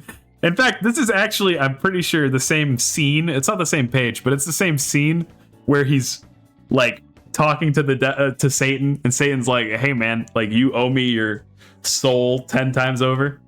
Why does Scout's mom have to be S tier? Because Scout's mom and who she's dating is like a focal point of the, well, and I wouldn't say a focal point, but it's a sticking point, let's say. Scouts, so this is how it works. The Scout's mom, Red Scout's mom, is dating Blue Spy, at least in the game. In the comic, Red Scout's mom is dating Red Spy. And in fact, it's very likely that Red Spy is Red's Scout's dad. And so there's like a lot of little moments where they're just joking about her mom. I don't know, like, here, let me show you. What the fuck? Yeah. Here, meet the spy. You'll remember. Right here. That would be your mother. See? That's Red Spy and Scout's mom. And So, if anything, it's just sort of a nod to this. I feel like she has to be an S tier for this reason. Here. And it seems like he really loves her. Look at this. They're holding hands. And that's the only picture he cares about. ma petit chou-fleur. He calls her his little cauliflower. So the colors are different, people. Yeah, Red Spy is different than Blue Spy. They're different characters. I guess it depends on, like, in the game anyway. In the game and the trailers, they're different characters. In the comics, we never see Blue Team, but we can assume that they are existent and they hate each other. Gray Tark. So these two are twins, except that they were actually triplets. And Gray Tark was kind of the runt of the litter. So he got thrown to eagles. He got raised by eagles. And as soon as he was like old enough, he killed and ate the eagles that raised him. And that's kind of his vibe. He's really fucking evil. I think the evil and the cold intelligence brings him up at least to B tier, despite his old ass body. Also, he's got a fucked up spine thing that's really sick. Let me see. Gray Tark TF2? I think that's his Gray Man. Let's see if we can find his spine thing. Oh no, it's Blue Tark. Gray is just his full name. I'm mistaken. I thought his full name was Gray Tark. Graymond. Gray. Gay TF2 or fan art. We're just doing that right in DuckDuckGo, huh? Spine. There we go. Oh, I have completely misspelled this. Where? Well, I want the comic. Yeah, look at this. He dresses pretty well too. There, look, see? He's got this fucked up spine thing that's keeping him young and alive. He ate his eagle parents and that makes him more attractive to you. I mean, no, that's just funny. That's just a funny story to tell. But he's like ruthless, and that's kind of cool. I like it. It's a different kind of evil than, like, I think we rated somebody else that was evil, didn't we? No, we didn't. He's like, I think he's a cool kind of evil. Satan doesn't even really show up in this story. All he does is he shows up and he makes a deal with the medic for his soul, and he gets bamboozled. That's why I don't think he's that attractive here. He gets outdone by the medic. The medic like does the whole demon contract thing better than Satan does, and that's just, you know, that's just a little lame, I think. Pauling, I think, is up there. She's a hardworking woman. That's not Satan's fault. No, but it just makes me feel less attracted to him. Like, that's just unfortunately the way it works, I think. He got bamboozled. That's supposed to be your whole thing. Sorry. And you know what? Here's the other thing too. His skin is red and he has horns. I don't think that's attractive. I think you look like a Crayola. It's not his fault either. But that doesn't have to mean that I'm into it, you know? I think he has like 3 spoken lines anyway, too. He doesn't really have much of a character. Comic. Oh, this is like a fan comic. I don't think that's real. I don't think.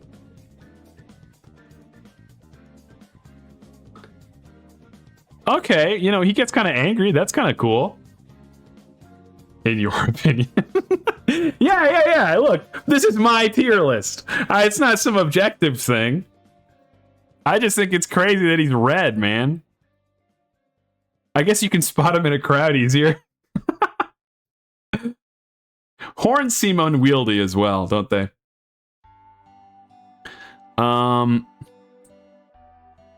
Marasmus is like negative. He's got anti-Riz. Disagree. That's okay. Marasmus is a wizard that the soldier, like, that's his roommate. And Marasmus, he's got no swag. He's got like anti-swag. He's Rizless. And every single time he says something, he's admitting something pretty pathetic. And like, I guess if that's attractive to you, that's fine. I don't think it's that cool.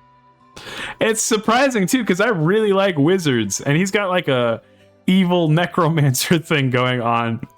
But every single time he says something, he's talking about how like soldier is a terrible roommate. It's just like, you're a wizard, man. Go make your own tower, dude. I don't know. I get that the economy's rough, so maybe that's why.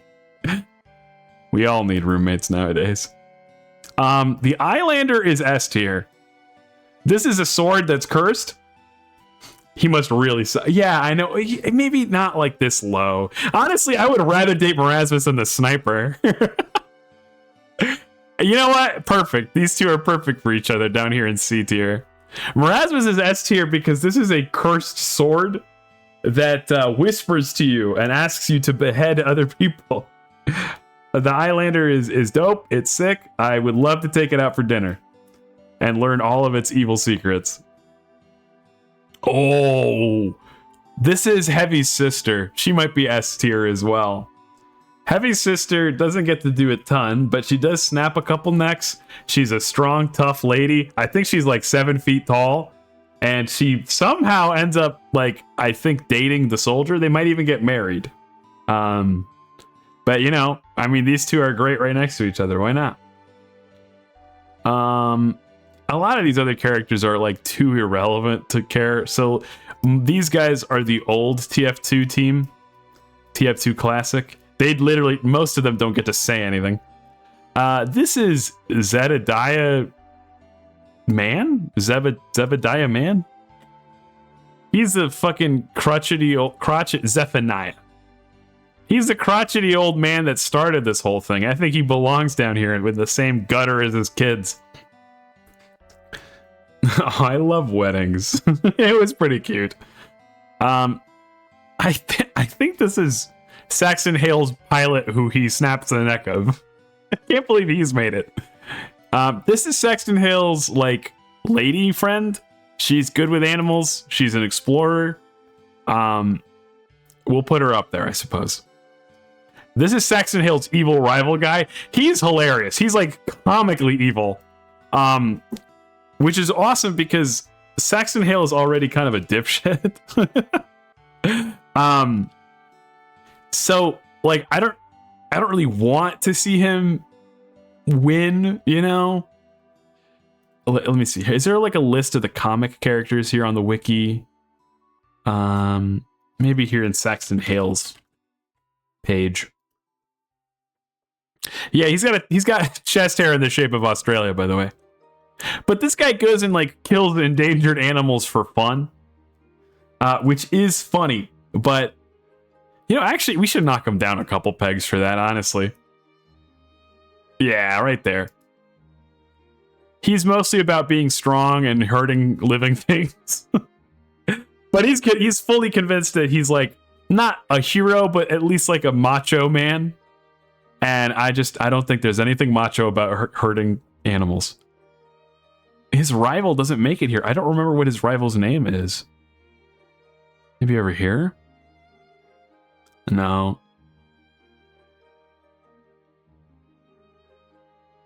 I'm going to keep snoozing this. We're not going to do any more ads today. Yeah, I don't really remember what his rival's name is, but his rival is also like crazy built, and his rival is like, where is he? He's right here. He's comically evil. Like, they both hurt and kill animals. I think no. This guy's like an evil capitalist, and also he like represents PETA or something. I gotta go find it again. Who is Saxton Hale's rival in the comics? I don't know. TF2. No, like, it should have been there somewhere in the. Maybe we'll do like a TF2 comic reading sometime. That'd be kind of neat. I don't recall it. Who is, because the thing is that I don't know that that guy exists. There's like comics within the comics. Saxton Hale is a real person, but in the comics he has he has comics of himself. And he's A tier? Yeah. He's a well-dressed man, and he's evil and fun. And he's not like a, you can see he's relatively young looking compared to this fucking wrinkly bastard. Heavy's mom is very nice, but I wouldn't want to date her just because it'd be weird. I feel like it'd be odd. It's odd to imagine dating somebody else's mom. The Abominomicon, I think that's down here. It's really difficult to imagine dating a cursed magical object that isn't a sword. And this thing does, like, it steals your eyeball and stuff. I don't want that. I think these are Heavy's other sisters. I feel like we've rated about everybody I want to rate. So here's our final tier list. I actually think, all in all, the mercs end up being pretty high. And the only D tiers are the... I mean, you know, the funny thing is that the sniper, at least you could take on a date. But he's just like a freak, man. He's a weirdo. This says a lot about you. I know. I'm willing to overlook your morality. In fact, it might be hot if you're evil. Except for Satan, because like he's evil incarnate, and I don't know. He doesn't get to show up and do his evil thing. In fact, this guy might be closer to here. Yeah, I think that's a pretty fair little list. Ew. You don't like him? I think he's pretty alright. You gotta read the comic, I think. He does some... Well, here's the thing.